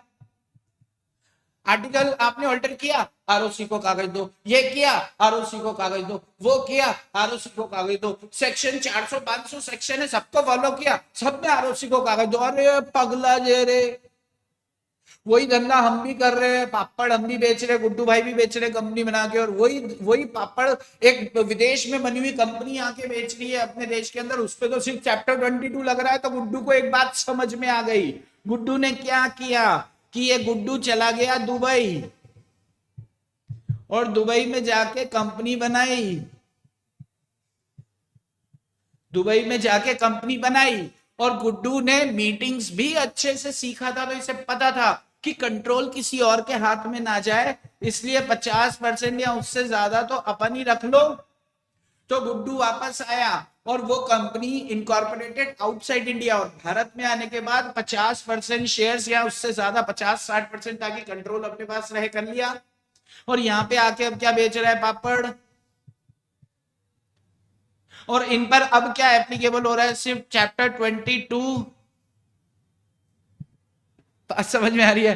तो सरकार ने बोला, ओए चीजे ज्यादा कलाकार बन रहा है क्या? आप तेरे को बताते, नीचे नीचे पढ़, नीचे 379 में सबसेक्शन 2 देके रखा है कि अगर अच्छा पहले कभी ऐसा हुआ होगा बहुत बार, तो फिर सरकार ने सेक्शन चिपका दिया कि अरे सालो ये तो मजाक बना रखा है इन्होंने, बाहर जा जाके कंपनियां बनाते हैं और यहाँ के शेयर्स खरीद के कंट्रोल इनका हो गया, धंधा इनको वैसे भी यहाँ करना था वैसे भी हो गया, स्टेटस कंपनी का चाहिए था, बॉडी कॉर्पोरेट का स्टेटस भी इनको बॉडी कॉर्पोरेट, यार इनके तो मजे हो गए, खाली चैप्टर 22 लग रहा है। आपको बात समझ में आ रही है चोट्टा बनती की, इसलिए शायद ये प्रावधान यहाँ आया होगा। ये हम सोच सकते हैं कि कानून इस प्रोविजन को क्यों लेके आया, सोच सकते हैं बस इसीलिए लाया, ये हम थोड़ी बोल सकते, हमको क्या पता उन्होंने क्या सोचा। हम तो यही कि यार उन्होंने ये सोचा होगा कि यार ऐसे ऐसे ऐसे ऐसे लफड़े हो रहे हैं, तो क्यों ना हम एक प्रोविजन बना दें कि अगर आधे या आधे से ज्यादा शेयर होल्डिंग अपने लोगों के पास है तो बराबर उसे भारतीय कंपनी मान लेंगे, तो जीजे को पकड़ के घुमाएंगे, बोलेंगे तेरे पे पहले कितने सेक्शन लगते थे, इतने, चल आजा चैप्टर 22 के साथ वो भी लगेगा। पहले तो चैप्टर 22 नहीं पहले चैप्टर 22 इन पे नहीं लगता था, अभी जीजे को बराबर पुलिस वाले तेल पे डंडा लेके आएंगे, जुप करके आवाज आएगी, जीजे बोलेगा कुछ नहीं हुआ, फिर घर जाएगा तो थोड़ी देर बाद जब बैठेगा तो पता चलेगा तो फिर वो तो जीजे ऐसा नहीं करना है। ओके, जय जिनेन्द्र, जीजे आया नहीं शायद आज ना, जीजे अच्छा बच्चा है, बात होती है मेरी कभी कभी उससे। चलिए, तो ये प्रोविजन अगर क्लियर है, ये प्रोविजन अगर क्लियर है तो ये हो गया आपका सेक्शन, कहां गया ये, सेक्शन 379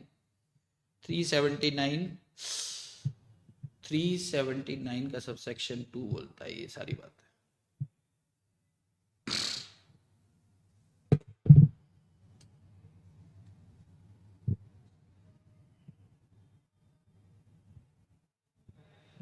चलो अब आते आगे, सेक्शन 380,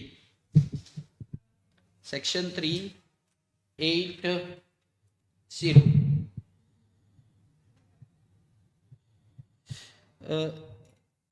ये देखो सेक्शन 379 दिख रहा है आपको, ऐसे मैंने देखो ये दिख रहा है, देखो दिखने लगा है, जादू हुआ है। सेक्शन 379 दो बातें बोल रहा है, पहली बात कि 380 टू 386 बोथ इंक्लूसिव, ये सेक्शन और ये सेक्शन एप्लीकेबल होंगे, और फिर बोल रहा है ये पूरी कहानी क्या बोल रहा है, जहां पर 50% से कम पेड अप शेयर कैपिटल, चाहे वो इक्विटी हो, प्रेफरेंस हो या फिर इनके कॉम्बिनेशन में हो, ऐसी फॉरेन कंपनी का वन और मोर सिटीजन के पास हो या वन और मोर कंपनी के पास हो या बॉडी कॉर्पोरेट के पास हो या सिटीजन ऑफ इंडिया के पास, मतलब इस इनके कॉम्बिनेशन में हो, तो फिर वेयर सिंगली और in aggregate of such company, ये वो सब, तो चैप्टर 22 के अलावा such other provisions of this act as may be prescribed as on by it in India as if it were a company incorporated in India, जैसे कि ये भारत में ही इनकॉर्पोरेट हुई ऐसा मान लिया जाएगा। क्लियर है? अच्छा एक क्वेश्चन पूछूं आपसे, एक कंपनी है,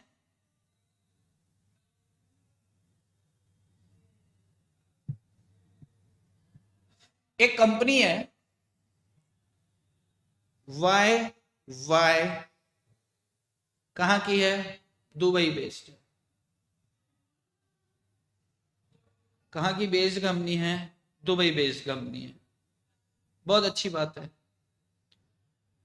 26% shares mister x Indian citizen के पास है, 16% शेयर्स XYZ लिमिटेड के पास। बताओ बच्चों बताओ, क्या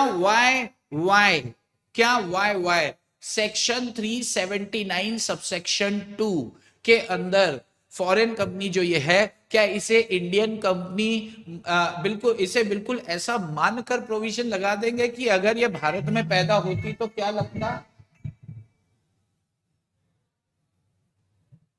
भाई, अगर मान लो कि हम ये मान के चल सकते हैं क्या कि अगर ये कंपनी भारत में पैदा होती तो क्या होता, तो क्या अपन को यहाँ पर वो प्रोविजंस ले पाएंगे या नहीं ले पाएंगे?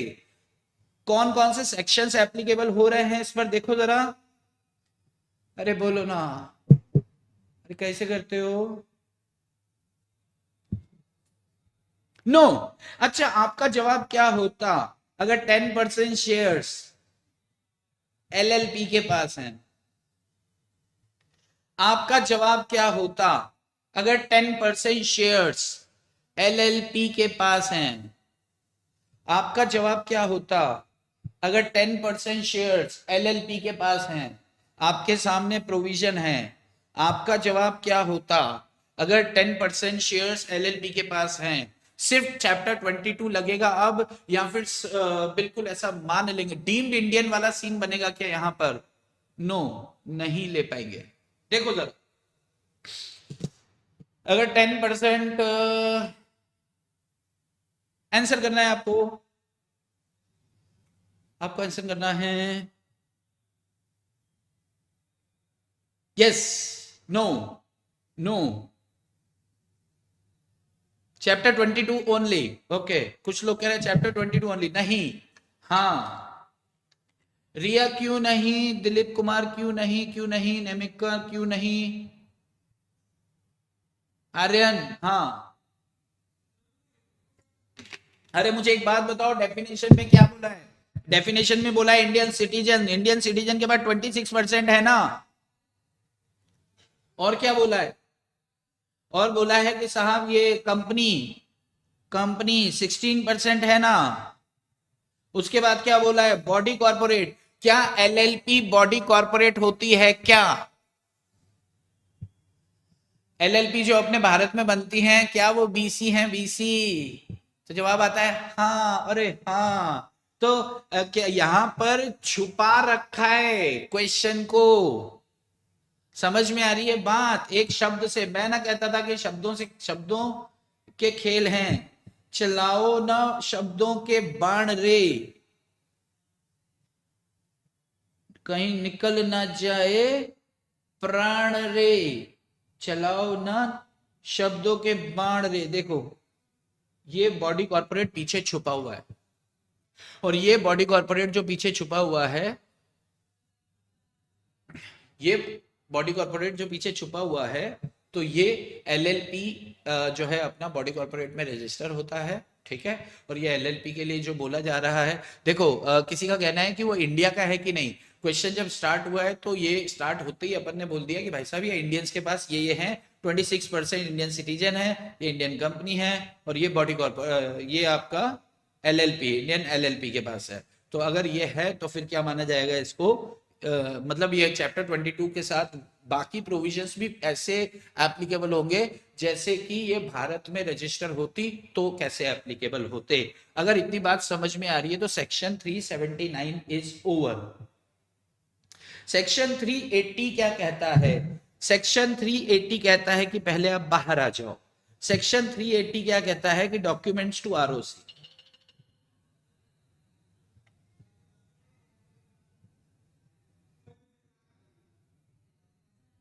डॉक्यूमेंट्स टू रॉक सको तो रॉक लो। अब प्रैक्टिकली सोचना, फॉरेन कंपनी का सबसे पहला सेक्शन है। अभी तक तो अपन ये तय करने में ही लगे थे कि फॉरेन कंपनी क्या होती है और इस पे कौन से प्रोविजन लगेंगे। तो सबसे पहला सेक्शन है, यानी कि क्या होगा, जैसे ही प्रैक्टिकली सोचना, ये चैप्टर क्यों इंट्रोड्यूस किया कि अगर बाहर से कोई आकर हमारे देश के लोगों के साथ डील करता है तो हमारी सरकार का कर्तव्य बनता है कि उस पर प्रॉपर निगरानी हो। निगरानी कैसे होती है, उसकी पूरी जांच पड़ताल करने के लिए उससे क्या मांगे जाते हैं? कागज मांगे जाते हैं। बहुत पहले स्ट्रिंजेंट पॉलिसीज होती थी कि भाई पहले तुम हमें कागज भेजो, हमें जमेगा तो तुम्हें हम काम करने आने देंगे। अब यहाँ पे काम करने आते हैं और आने के 30 दिन बाद कागज देते हैं। किसको? रजिस्ट्रार को। तो ध्यान रखना, documents to ROC within 30 days. नाम क्या है चैप्टर का? Foreign company. तो सबसे पहला फॉर्म है, तो ये क्या है? फॉरेन कंपनी 1, FC 1 के अंदर 30 दिनों के अंदर रजिस्ट्रार के मुंह पे कुछ कागज मारने पड़ेंगे। कुछ कागज क्या होंगे, ध्यान से सुनो। ये मैंने ऑब्जेक्टिव का क्वेश्चन है, इसलिए मैंने FC1 तुरंत लिख दिया है, क्योंकि इसके ऊपर अपन आगे बात करते रहेंगे तो आपको क्लिक होता रहेगा, बार बार क्लिक होगा, बार बार बात होगी, तो इजी रहेगा। ध्यान से सुनो। सबसे पहला सेक्शन है, मान लो, अच्छा सोचो, कोई कंपनी इनकॉर्पोरेट भारत के बाहर हुई है और भारत में धंधा करने आई है, यानी हमारे लिए तो एकदम नया है। अगर भारत में कोई कंपनी बनती तो हमारा रजिस्ट्रार इनकॉर्पोरेशन के टाइम से होशियारी दिखाना चालू कर देता है कि तुम्हारा इनकॉर्पोरेशन हम तब करेंगे जब तुम अपना मोआ दोगे, ओआ दोगे। मोआ ओआ होता है ना, memorandum of association, article of association, तो इनसे भी मांगे जाएंगे। मेमोरेंडम में क्या होता है, कंपनी की लिमिट्स बताई जाती हैं, कंपनी का चार्टर होता है कि कंपनी किन सीमाओं के बाहर जाकर काम नहीं कर सकती है, कंपनी किन लिमिट्स के आगे जाके काम नहीं कर सकती, मेमोरेंडम ऑफ एसोसिएशन होता है। यस, तो उनको बोलेंगे कि सर आप आ रहे हो ना, कि हाँ, और आपको यहाँ पे काम करना है, मतलब हम आपको फॉरेन कंपनी की डेफिनेशन में डाल दे, चैप्टर 22 लगा दे, क्या लगा दो कि सर हमारा सेक्शन 380 कहता है कि कुछ कागज आपको ROC को देना है। हाँ दे देंगे, कितने दिनों में देना है, कि सर 30 दिन में दे देना, FC1 उसका फॉर्मेट है सर, उस हिसाब से दे देना। अच्छा दे देंगे। नहीं वैसे कागज क्या है कि सर आपका वो चार्टर होता है ना, चार्टर, जैसे मुआ उआ, आपके यहाँ क्या बोलते हैं हमको क्या पता सर, लेकिन आपके यहाँ कुछ तो बनता होगा ना, जिसमें नियम कायदे कानून होते हैं, जिसमें लिमिट्स बताई जाती हैं। अगर बियॉन्ड द लिमिट्स जाते तो आपकी सरकार भी आपको डंडा मारती है, जैसे हमारे यहाँ अल्ट्रा वायरस एक्ट हो जाता है तो आपके भी होता होगा ना, तो वो लिमिट्स हमें जरा बता दो। तो वो क्या करेंगे, इनके रजिस्ट्रार के मुंह पे कागज मारेंगे। अब रजिस्ट्रार ने ऐसे पढ़ना स्टार्ट किया तो कंपनी कह रही सर ऐसे मत पढ़ो, ऐसे पढ़ो, उर्दू में लिखा है, अरबी में लिखा है, यानी कि उनके देश में तो उनकी भाषा में लिखा होगा मोआ ओआ, हो सकता है इंग्लिश में भी लिखा हो तो बड़ी अच्छी बात है, लेकिन अगर इंग्लिश में नहीं है तो एक certified English copy, if it is not in English, कि साहब आपने जो अरबी उर्दू वाला जो भी दिया है ना सर, हम इसको रख लेते हैं, लेकिन सर हमें समझ कैसे आएगा। एक काम करो ना, आप यहाँ आए धंधा करने आए, हमारे लोगों को भी फायदा मिलने वाला, बड़ी अच्छी बात है सर, करो सर करो, धंधा करो सर। आपका मोआ हुआ का एक तो ओरिजिनल डॉक्यूमेंट तो दे ही रहे हो, उसकी कॉपी, एक सर्टिफाइड कॉपी दे दो इंग्लिश, उसका इंग्लिश ट्रांसलेशन दे दो सर, हम समझ लें। ले लिया। इसके बाद सर आप आए कहां से हो सर, फुल एड्रेस, उससे बोला दुबई से आया। नहीं दुबई तो ठीक है सर, कंट्री लिख दिया मैंने, दुबई लिख दिया सर। आप मतलब एड्रेस क्या है, पूरा एड्रेस, मतलब कौन सी गली से ऐसे घुसेंगे और वो दरवाजा जिसमें डोरबेल बजाएंगे तो भाभी निकलेगी और बोलेंगी वो सामने कंपनी, तो आपका एड्रेस क्या है, full address, full address of principal place of business outside India. ये लो जी, पूरा एड्रेस ले लो, अच्छी बात। अच्छा सर आपकी कंपनी में डायरेक्टर्स कौन कौन है, क्योंकि हमको डायरेक्टर्स को डंडा मारने बड़ा मजा आता है। डायरेक्टर और वो सिमरन, सिमरन भी होगी ना सर, सेक्रेटरी होगी कोई, हमारे यहाँ कंपनी सेक्रेटरी बोलते हैं, आपके यहाँ सेक्रेटरी को क्या बोलते हैं हमको नहीं पता। तो चलो आपकी लिस्ट दे दो सर, कौन कौन है सर वहां पे, आपके काम कौन संभालता है, मतलब काम काज कौन संभालता है। List of directors and secretary.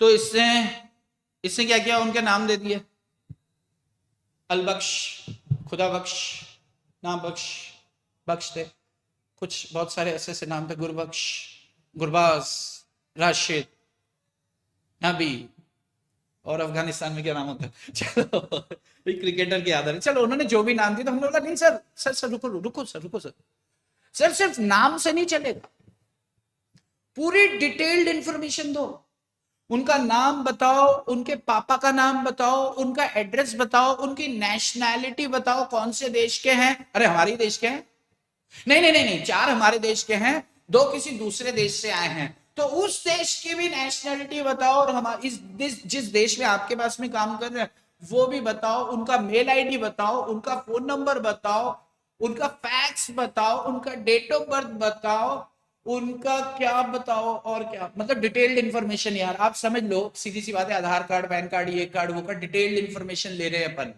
Directors की और किसकी, सेक्रेटरी की। यस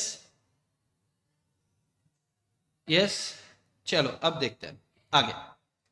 ये सारी लिस्ट भी कंपनी के मुंह पे मार दी, तो उसने बोला, कंपनी ने, हाँ हाँ आ गया आ गया सर, अब वो ठीक है, अब भारत में कहां काम करने वाले हो, चलो एड्रेस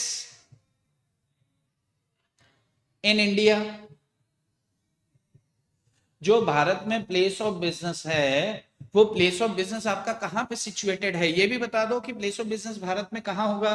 अच्छी बात है साहब, बता देते हैं। सर एक बात और बताओ कि सर जैसे ना, आप तो दुबई में बैठे हो, आपकी कंपनी है, आप कहां बैठे हो, दुबई में बैठे हो, और सर किसी तरह की कोई समस्या होती है, तो समस्या को लेकर या किसी तरह का कोई डाउट होता है, या कोई नोटिस भेजना है, कोई निर्देश देना है, कोई आदेश देना है आरओसी को, हमारी सरकार को, किसी को, तो वो दुबई तो नहीं देने आएंगे सर। भारत में आपका प्लेस ऑफ बिजनेस है, वहां पे कोई अपने यहाँ का इंडियन सिटीजन कोई बंदा तो बैठा होगा ना सर, कि हाँ एक बैठा तो है। कौन बैठा है सर? आदित्य बैठा है। अच्छा आदित्य, सर आदित्य की डिटेल्स दे दो सर, सर उसका नाम बता दो, उसका नाम बता दो, उसका एड्रेस बता दो, जो पर्सन ऑथोराइज है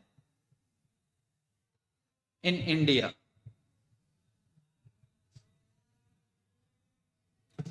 तो अब रजिस्ट्रार को कोई नोटिस चिपकाना होगा, तो भारत में आदित्य बैठा है, उस पर चिपकाएंगे, वहां देने की जरूरत नहीं, आदित्य के पास पहुंच गया, सब मान लिया जाएगा कि कंपनी के पास पहुंच गया। या फिर यहां कहां भेज देंगे रजिस्ट्रार, यहाँ पे बाय पोस्ट भेज दो, ऐसा मान लेंगे कंपनी को पोस्ट हुआ, हैंड डिलीवरी दे दो, ऐसा मान लेंगे कि कंपनी के पास पहुंचा, इसकी मेल कर दो, ऐसा मान लेंगे कंपनी के पास पहुंचा, या फिर ये पर्सन ऑथोराइज इन इंडिया, जो भारत में कागज लेने, नोटिस लेने देने के लिए किसी को तो बलि का बकरा बना के रखा, इंडियन रेसिडेंट को, तो वो। अच्छा हाँ सर, हाँ सर, अब चीजें समझ में आ गई सर। सर एक बात और बताओ ना, इससे पहले भी आपने कभी फॉरेन कंपनी, मतलब आपकी फॉरेन कंपनी कितनी पुरानी है? अरे बड़ी पुरानी है। तो सर अभी ये प्लेस ऑफ बिजनेस आपने यहाँ पे डाल के रखा है, क्या डाल के रखा है? पहले भी डाल के रखा था? नहीं नहीं सर, बहुत पुरानी मैं कह रहा हूं, मतलब मेरा आप समझे कि हम पहले कभी भारत में व्यापार करने आए थे। हाँ सर समझा, आए आप, फिर क्या हुआ? क्या फिर ऐसे ही जैसे वो रजिस्ट्रार, आप मेरा सिर खा रहे हैं, ऐसे किसी और ने खाया, हमने कागज दिया, हमने धंधा स्टार्ट किया, लेकिन सर कोरोना लग गया। क्या लग गया? कोरोना। कोरोना लग गया तो सर थोड़ा समय हम यहाँ पे रुके, उसके बाद हमने अपना ये धंधा प्लेस ऑफ बिजनेस यहाँ से उठाया। अच्छा जब प्लेस ऑफ बिजनेस यहाँ से उठाएंगे तो उठा के रजिस्ट्रार को सूचना देंगे कि ए हम लोग जा रहे वापस, तो रजिस्ट्रार क्या पूछेगा, अच्छा ये वाली दुकान तो उठा ली और वहां वाली आपकी 17 ब्रांच है, अगर आपने सब बंद कर दिया उसके बाद आप सूचना दे देंगे कि अब हमारा कुछ नहीं है, तो अब आप चैप्टर 22 से बाहर हो गए, अब आपको आपका हमसे कोई लेना देना नहीं है, कोई संबंध नहीं है आपसे हमारा। अब आप फिर आए हो तो फिर से सारे कागज मांग लिए आरओसी ने, और आरओसी अब ये पूछ रहा है कि पहले कभी ऐसा हुआ था क्या कि तुम आए हो, तुमने धंधा स्टार्ट किया हो, धंधा वापस बंद कर दिया हो, क्या कारण रहे थे ऐसे, क्या ऐसा कभी हुआ है? तो ये बात जरूर पूछता है कि ओपनिंग हुआ क्या, ओपनिंग या closing place of business in earlier years. क्या place of business in earlier year किसी तरह का, जैसे प्रैक्टिकली सोचो ना, पिछली बार मतलब पिछली बार आए थे, फिर बंद हो गया, फिर आए, फिर बंद हो गया, अब फिर आए हो, सर आपका तो यही काम है। जैसे मान लो कि दो लोगों की जब शादी हो जाती है, दो लोगों की जब शादी हो जाती है, बहुत अच्छा चलता है, फिर झगड़े होते हैं, झगड़े होने के बाद दोनों अलग अलग हो जाते हैं, जब तलाकशुदा कहलाते हैं।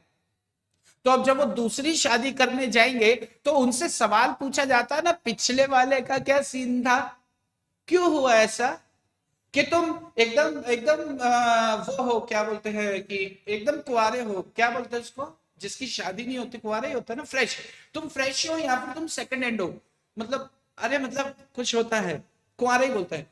तो अगर कुंवारे हो तो बड़ी अच्छी बात है, सेकंड हैंड हो तो फिर 17 सवाल तो यही पूछ रहा है यहाँ पे कि अगर ऐसा कुछ है तो बता दो, और नहीं है तो चलने दो।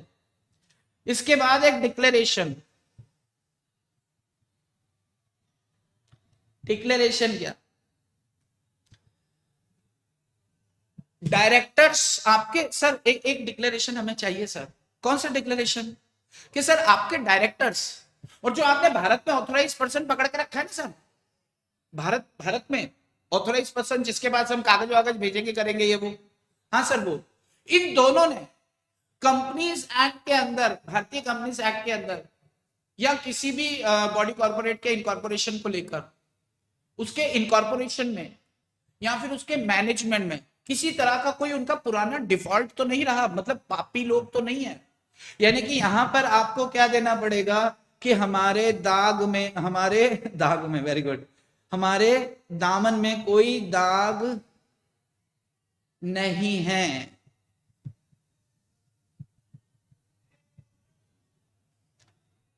किस बात को लेकर? इनकॉर्पोरेशन ऑफ बॉडी कॉर्पोरेट या कंपनी को लेकर, कंपनी की मैनेजमेंट प्रोसेस को लेकर,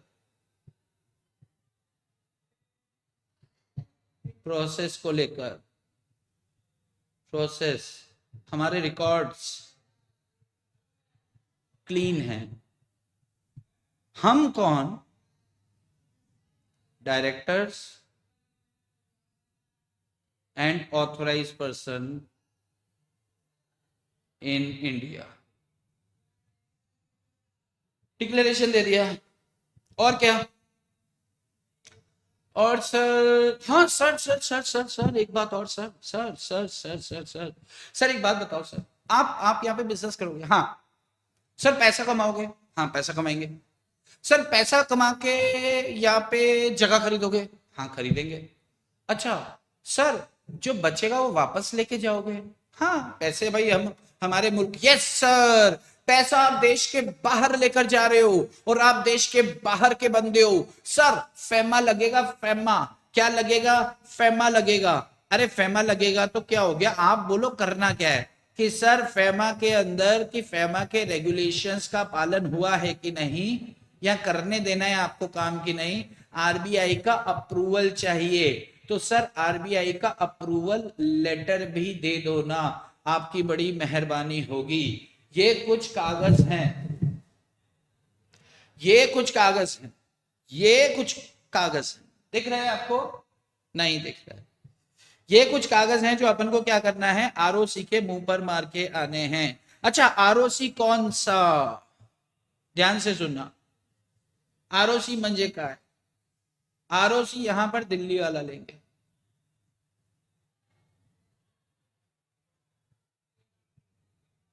अरे एल कहां चला जाता है? दिल्ली वाला।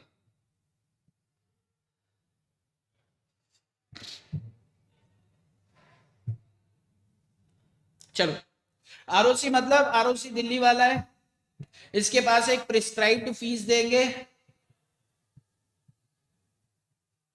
इसके पास क्या करेंगे, प्रिस्क्राइब्ड फीस देंगे और काम हो जाएगा। Yes yes. एक फॉरेन कंपनी है बहुत पुरानी, एक बार रजिस्ट्रार ने एक चिट्ठी लिख के एक फॉरेन कंपनी को चिट्ठी भेजी कि सर आप तो बहुत पुराने हो। क्या हम बहुत पुराने हैं? सर कितने पुराने हो? हम तब के हैं जब 1956 लगता था, कंपनीज एक्ट 1956 लगता था। अच्छा अच्छा sir sir sir sir sir, मतलब आपने कागज वो रजिस्ट्रार को दे दिए थे? हाँ हाँ दे दिए थे सर। वो समय जो कागज दिए जाते थे और अब जो दिए जाते तो फॉर्मेट में कुछ चेंज है सर। तो एक काम करो, जो जो कागज आपके और पुराने वाले और हमारे वाले कॉमन है ना, वो तो जाने दो और बाकी कागज आप हमें दे दो। यानी कि ओल्ड कंपनीज एक्ट वाली फॉरेन कंपनी से न्यू वाला डॉक्स कलेक्ट कर लेंगे। कलेक्शन कितने दिनों के अंदर? 30 दिनों के अंदर। हम कलेक्ट करने जाएंगे, वो देने आएगा, वो नहीं आए तो पेनल्टी लगेगी, छप्पड़ फाड़ के थप्पड़ मार के लेके आएंगे पैसे। ऐसा कैसे नहीं देगा साला? एक तो हम इधर धंधा करने दे रहे हैं, हमारी कंपनीज पे सारे सेक्शन लग रहे हैं और वो आगे चुन्नू भर सेक्शन के ऊपर धंधा कर रहा है, इतना सारा पैसा कमा रहा है अमेज़न।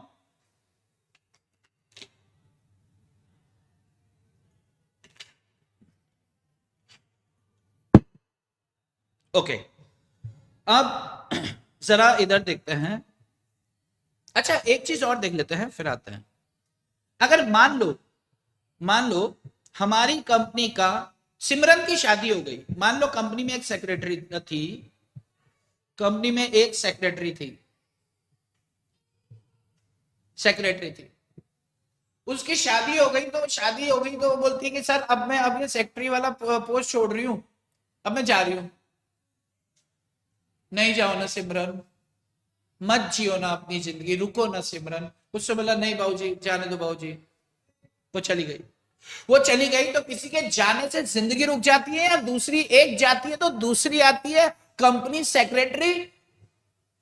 तो यहां पे वो चली गई तो ठुकरा के में कुछ गाना गाने का नहीं है, दूसरी आएगी कंपनी सेक्रेटरी। तो उस कंपनी सेक्रेटरी को अपन क्या करेंगे? अपॉइंट कर लेंगे। जब अपन दूसरी कंपनी सेक्रेटरी को अपॉइंट करेंगे तो आरओसी के मुंह पे कागज मारेंगे कि ऑल्ट्रेशन।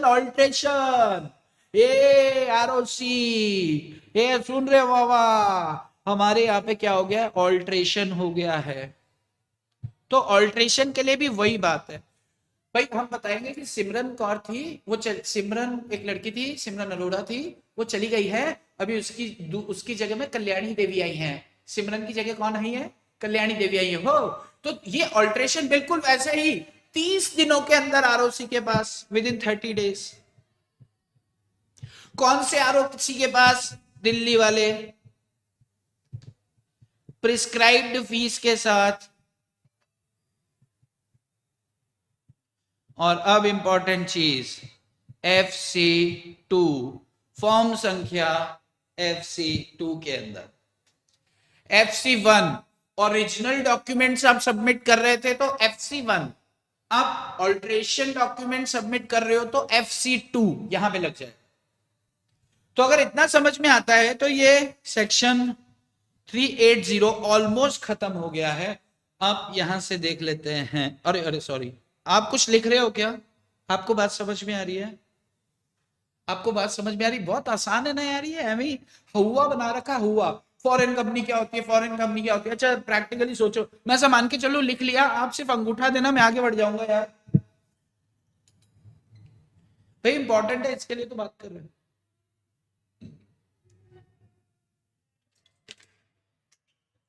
एक अंगूठा है, मैं आगे बढ़ा। हाँ गुड। मान लो एक बंदा है, एक कंपनी है, एक बंदा है, बंदे का नाम क्या है? राजू। राजू के साथ क्या खास बात है कि राजू को सब जानते हैं। कैसे जानते हैं? सब बोलते हैं ओए राजू, प्यार ना करियो दिल टूट जाता है। कर लिया लेकिन राजू ने क्या हुआ? राजू को एक बंदी आई थी रशिया से, तो राजू को रशियन पसंद आ गई, रशियन को राजू पसंद आ गया। वहां का कल्चर पूरा अलग, यहाँ का कल्चर पूरा अलग।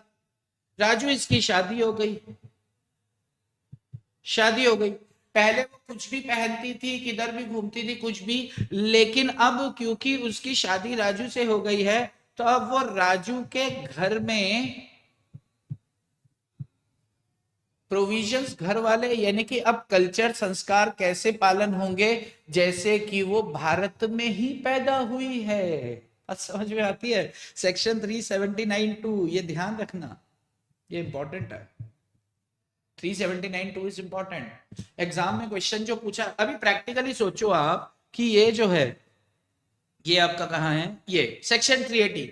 सेक्शन 380 में क्या है, बताओ बच्चों बताओ कौन कौन से कागज सबमिट करेंगे। ये तो हो गया 6 नंबर का क्वेश्चन। अब मेंटोस जिंदगी, तो उसमें मल्टीपल चॉइस क्वेश्चन में आरओसी के पास कितने दिन में देना है, कौन सा फॉर्म में देना है, 30 दिन में देना है, FC1 में देना है, नहीं नहीं ऑल्ट्रेशन, अच्छा ऑल्ट्रेशन मतलब बाद वाली बात करो, हाँ तो FC2 में देना है, खत्म, टेक्निकल खत्म। अब टाइम पास देखो, टाइम पास देखो क्या है, documents to be delivered to registrar by foreign company section 380, तो क्या बोल रहा है विद इन 30 डेज कर दो, कलर बदल के करना है पर अपन को, ये देखो आपका प्लेस ऑफ बिजनेस एस्टेब्लिशमेंट हुआ, यानी कि आपने क्या किया, जिस दिन आप उधर पहुंच गए उसके 30 दिनों के अंदर रजिस्ट्रार के मुंह पे मारो, बहुत अच्छी बात है। A certified copy of charter statutes memorandum article association, अगर वो इंस्ट्रूमेंट इंग्लिश में नहीं है तो ट्रांसलेशन इन इंग्लिश लैंग्वेज, मैं ऐसा मान के चल रहा हूं, बिल्कुल ध्यान से देखना है आपको बॉस, बिल्कुल ध्यान से देखना, खत्म हो गया सेक्शन अभी। Full address of registered principal office of the company, देश के बाहर वाला, list of directors and Simran. अब इसमें क्या क्या डिटेल्स होंगी देखो, उसका नाम, पिता का नाम, date of birth, residential address, nationality, अगर प्रेजेंट नेशनैलिटी पुरानी वाली नहीं है, ओरिजिन वाली, तो ओरिजिन वाली बताओ कि वहां के लोग चोट्टे होते हैं, क्या पता क्यों, इनकम टैक्स, पैन, मतलब ये डिटेल्स हैं। तो क्या ये सब याद करने की जरूरत है, नहीं, आप बेसिकली कुछ सोच लोगे हो जाएगा, इसलिए नहीं ज्यादा इस पे कॉन्सेंट्रेट करने की जरूरत नहीं है। अब नेम एंड एड्रेस, भारत में डंडा किसको मारा जाएगा, देखो the name and address of the names one और more person resident in India authorise to डंडा on behalf of the company, on behalf of the company, क्या service of process and any notice documents किसके मुंह पे मारे जाएंगे, तो वो भारत में जो रेसिडेंट था उसके मुंह पे मारे जाएंगे, बेइज्जती होगी हमारी खुद की। अब चलो नेक्स्ट है the full address of the company, Bharat वाला एड्रेस, पर्टिकुलर्स और opening and closing place of business, अगर पहले कभी कुछ ऐसा तलाक वाला scene, declaration that none of the director convicted in formation of companies or management abroad, Bharat में इधर उधर किसी बदमाशी में लिप्त पाए नहीं गए, और any other information may be prescribed, खत्म। ऊपर अभी वही सेक्शन चल रहा है, खत्म नहीं हुआ। फॉर्म एंड प्रोसीजर, भाई यहाँ पे बोला है कि shall be filed within 30 days, हम बात कर चुके हैं, फॉर्म क्या होगा, FC1 होगा। इसके बाद बोल रहा है ये कि साहब एक अटेस्टेड कॉपी आरबीआई का अप्रूवल, क्योंकि फेमा के रेगुलेशंस लगते हैं, तो फेमा के रेगुलेशंस लगते हैं तो आरबीआई का अप्रूवल वाला आपको एक डॉक्यूमेंट भी इसको मुंह पे मारना पड़ेगा। चलो office where documents to be delivered, कहां देना है, नई दिल्ली वाले आरओसी के पास देना है, बहुत अच्छी बात है। और प्रिस्क्राइब्ड फीस दे देना, उसके मुंह पे मारना 30 दिनों के अंदर, बहुत अच्छी बात है। देखो ध्यान रखना, क्योंकि जब आप पूरा वाला कंपनी लॉ पढ़ते हो ना, तो क्या बोलते हैं, जिस स्टेट में कंपनी रजिस्टर्ड है वहां दो, तो कोलकाता में प्लेस ऑफ बिजनेस है, अपने को मतलब नहीं है, रजिस्टर्ड तो देश के बाहर हुई है तो सीधा राजधानी में आके खड़ा होगा वो, हर उसको राज्य नहीं पता, ये मान के चलता है, ठीक है ना।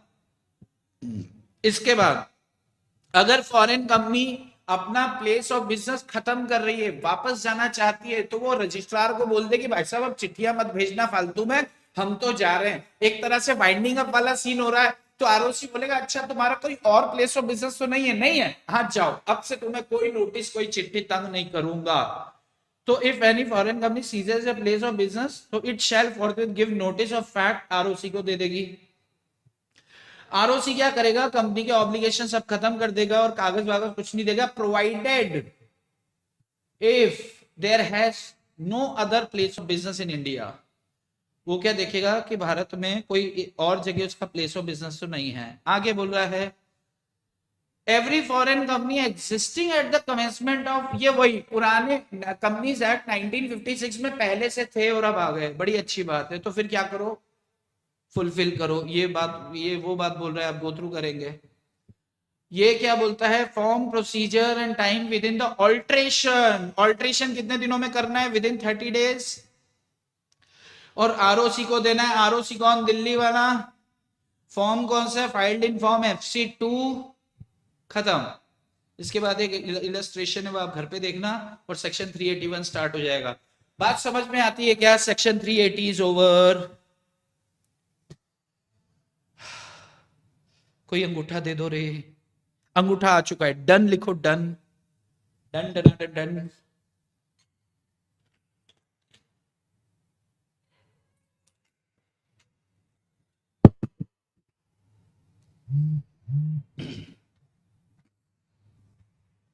कोई डन लिखो।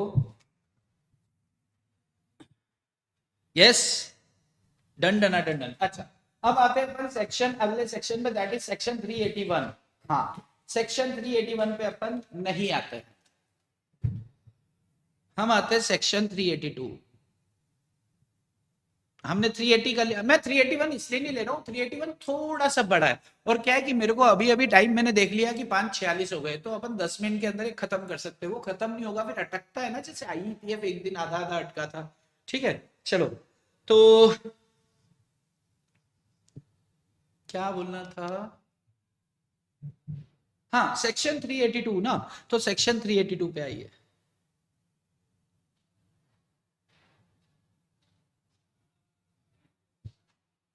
अरे चल ना रे, आया आया, कुछ तो आया। Section 382, display of name, display of name.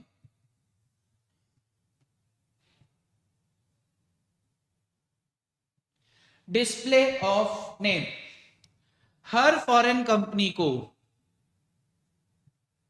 Her foreign company को आउटसाइड एवरी ऑफिस,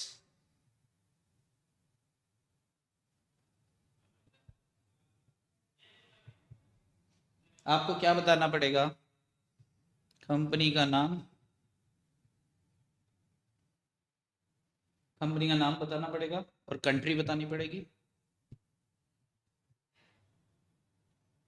और इंग्लिश में बताना पड़ेगा, प्लस रीजनल लैंग्वेज।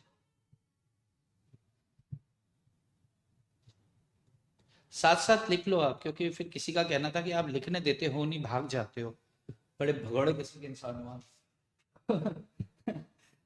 मैं क्या करूं, मैं मतलब पहले बहुत देर तक तो लिखे रखता हूँ, फिर मैं डिस्टर्ब, मैं बोलता हूँ आपको कि साथ साथ लिख लिया करो, तब तो आप लिखते नहीं हो, फिर आप ऐसे मेरे को डांट देते हो बाद में।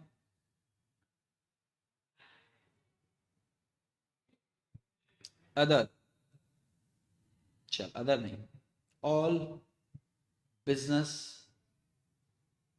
Letter, all business letter, notices, advertisement, official publication,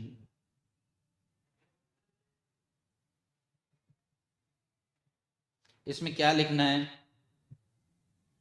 company का नाम, कौन सी कंट्री से आई है, इंग्लिश लैंग्वेज में,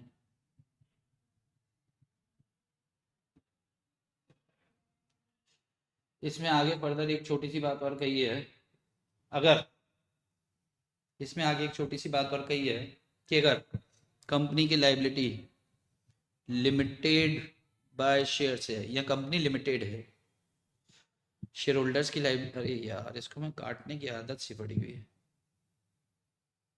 अगर लाइबिलिटी ऑफ मेंबर्स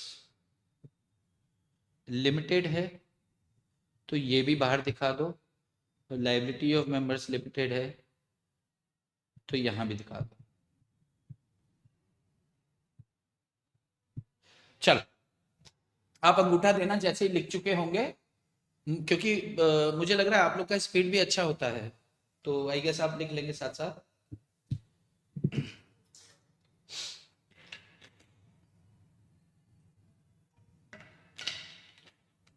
एक अंगूठा भी आएगा, मैं ऐसा मान के चलूंगा कि सब लोग लिख चुके हैं।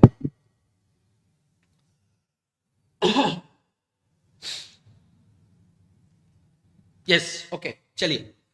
तो ये सेक्शन, अब देखना देखना सेक्शन 72 क्या कह रहा है। यार मैं कुछ भी बोल देता हूं, मैं चेक कर रहा था आपको। सेक्शन 382, सेक्शन 382 क्या कह रहा है? डिस्प्ले ऑफ नेम, आप फॉरेन कंपनी है, हाँ, आपने प्लेस ऑफ बिजनेस लिया है, हाँ, एक ऑफिस लिया है, हाँ, तो ऑफिस के ठीक बाहर एक बोर्ड लगा दो, आपकी कंपनी का नाम लिखो, आप कौन से देश से आए हैं, किस मुल्क से आए हैं वो लिखो, और अगर आपकी कंपनी के मेंबर्स की लायबिलिटी लिमिटेड है तो इस तथ्य को भी बोर्ड पे लिख दो बाहर। वो अरबी में लिखे, नहीं नहीं तुम्हारी लैंग्वेज में नहीं लिखना है, इंग्लिश में लिखना है। न सिर्फ इंग्लिश में लिखना है बल्कि यहाँ की प्रादेशिक भाषा में भी लिखना है। इस एरिया में, इस मोहल्ले, इस गांव में अगर भोजपुरी में लिखना पड़े तो लिखो, तमिल में लिखना पड़े तो लिखो, तेलुगु में लिखना पड़े तो लिखो, आप बस लिखो नरवड़ी के नल्लर के, आपको जो लिखना है लिखो, लिखना पड़ेगा आपको। क्या? 3 बातें, नाम क्या है, आए कहां से हो ये बताओ, और तीसरी बात क्या क्या तुम्हारे कंपनी के मेंबर्स का लायबिलिटी लिमिटेड है। ओ यार बिल्कुल लिमिटेड है। ये तीनों बातों को आप क्या करो, अपने बाहर बोर्ड पे लिख दो, न सिर्फ इंग्लिश में बल्कि रीजनल लैंग्वेज में भी। इन तीनों बातों को कंपनी के हर कागज में लिखो। कंपनी प्रोस्पेक्टस इश्यू कर रही है, लिखो। कंपनी के बिल्स हैं, लिखो। कंपनी का वो है क्या बोलते हैं अपना, कंपनी को नोटिस भेजती है किसी को, उसमें लिखो। तीनों चीजें, ये तीनों चीजें हर जगह आपको लिखनी है। हर जगह मतलब हर कागज, हर पत्राचार, हर कॉरेस्पॉन्डेंस से संबंधित आपका कोई भी ऑफिशियल पब्लिकेशन होता है, उसके अंदर आपको 3 बातें लिख देनी, कौन हो, कहां से आए हो, और तुम्हारी मेंबर्स की लायबिलिटी क्या है, लिमिटेड है ना, हाँ, ये तीनों बातें लिख दो। अगर इतना समझ में आता है तो सेक्शन खत्म।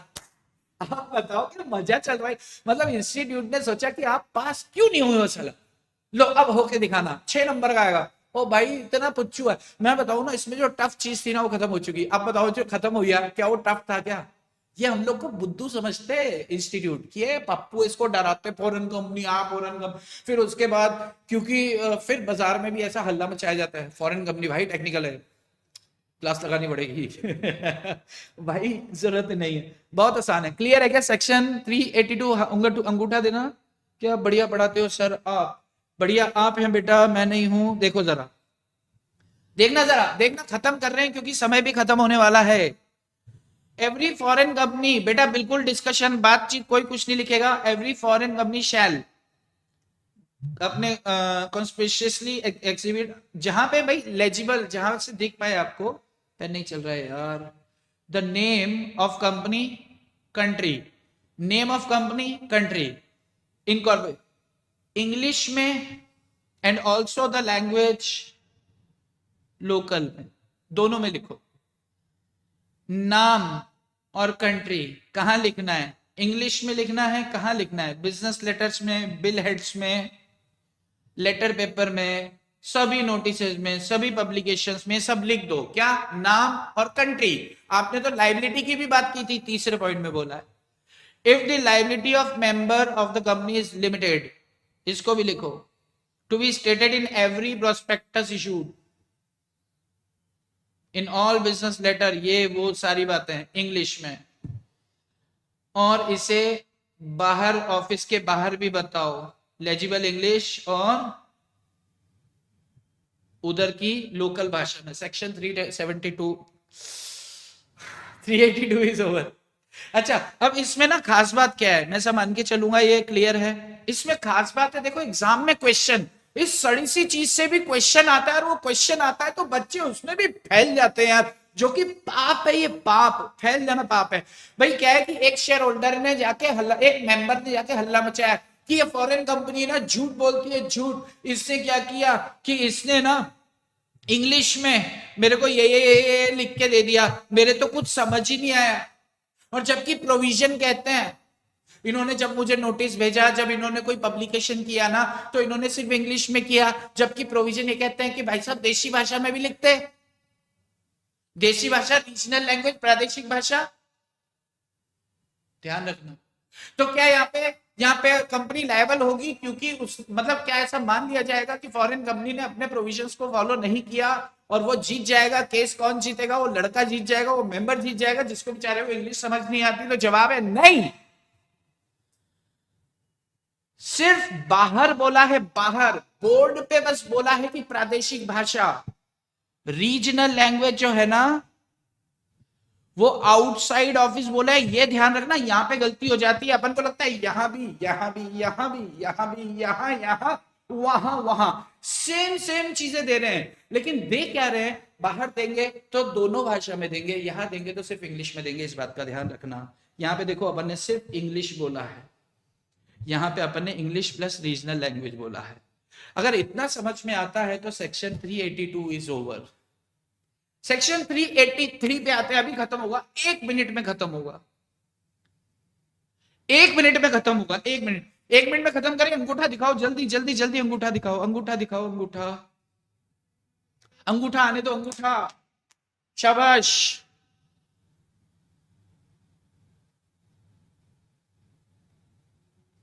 देखो, अच्छा आपसे गलती हुई थी क्या? Okay, service on foreign company, foreign company को अगर किसी तरह के डॉक्यूमेंट्स देने हैं रजिस्ट्रार को पहुंचाने, तो कहां, वो रजिस्टर जो अपन ने रजिस्टर्ड ऑफिस के भारत में दुकान का है तुम्हारी, तो वहां पे पोस्ट कर दो, या फिर उसको दे आओ या मेल कर दो, या फिर इंडियन ऑथोराइज्ड इंडियन रेसिडेंट बंदा था ना।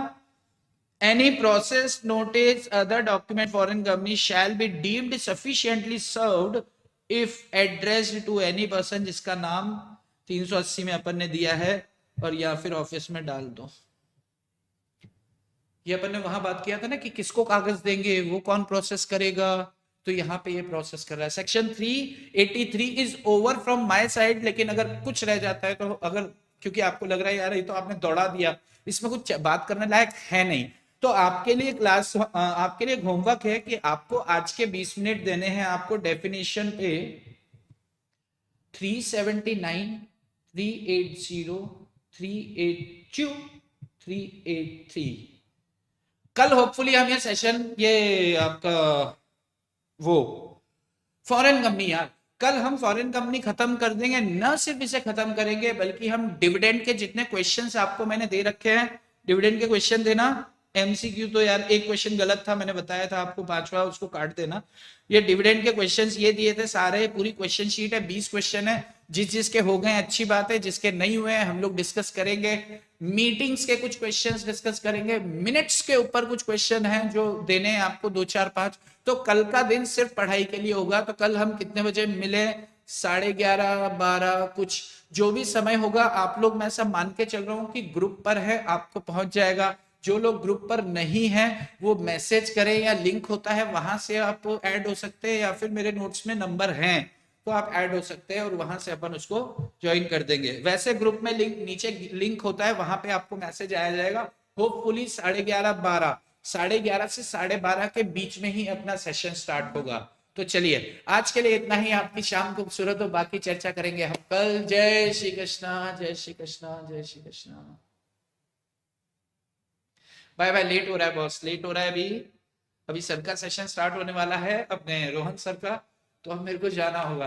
तो कल थोड़ा सा 10 मिनट का रिवाइज करेंगे और इस चैप्टर को खत्म करेंगे। क्लियर? नया चैप्टर है, नया चैप्टर है, नया चैप्टर है। हाय भगवान, पता नहीं क्या होगा इसमें, ऐसा कुछ है इसमें। ओ ये तो बाकी सबसे पुच्चू सा है साला, डरा के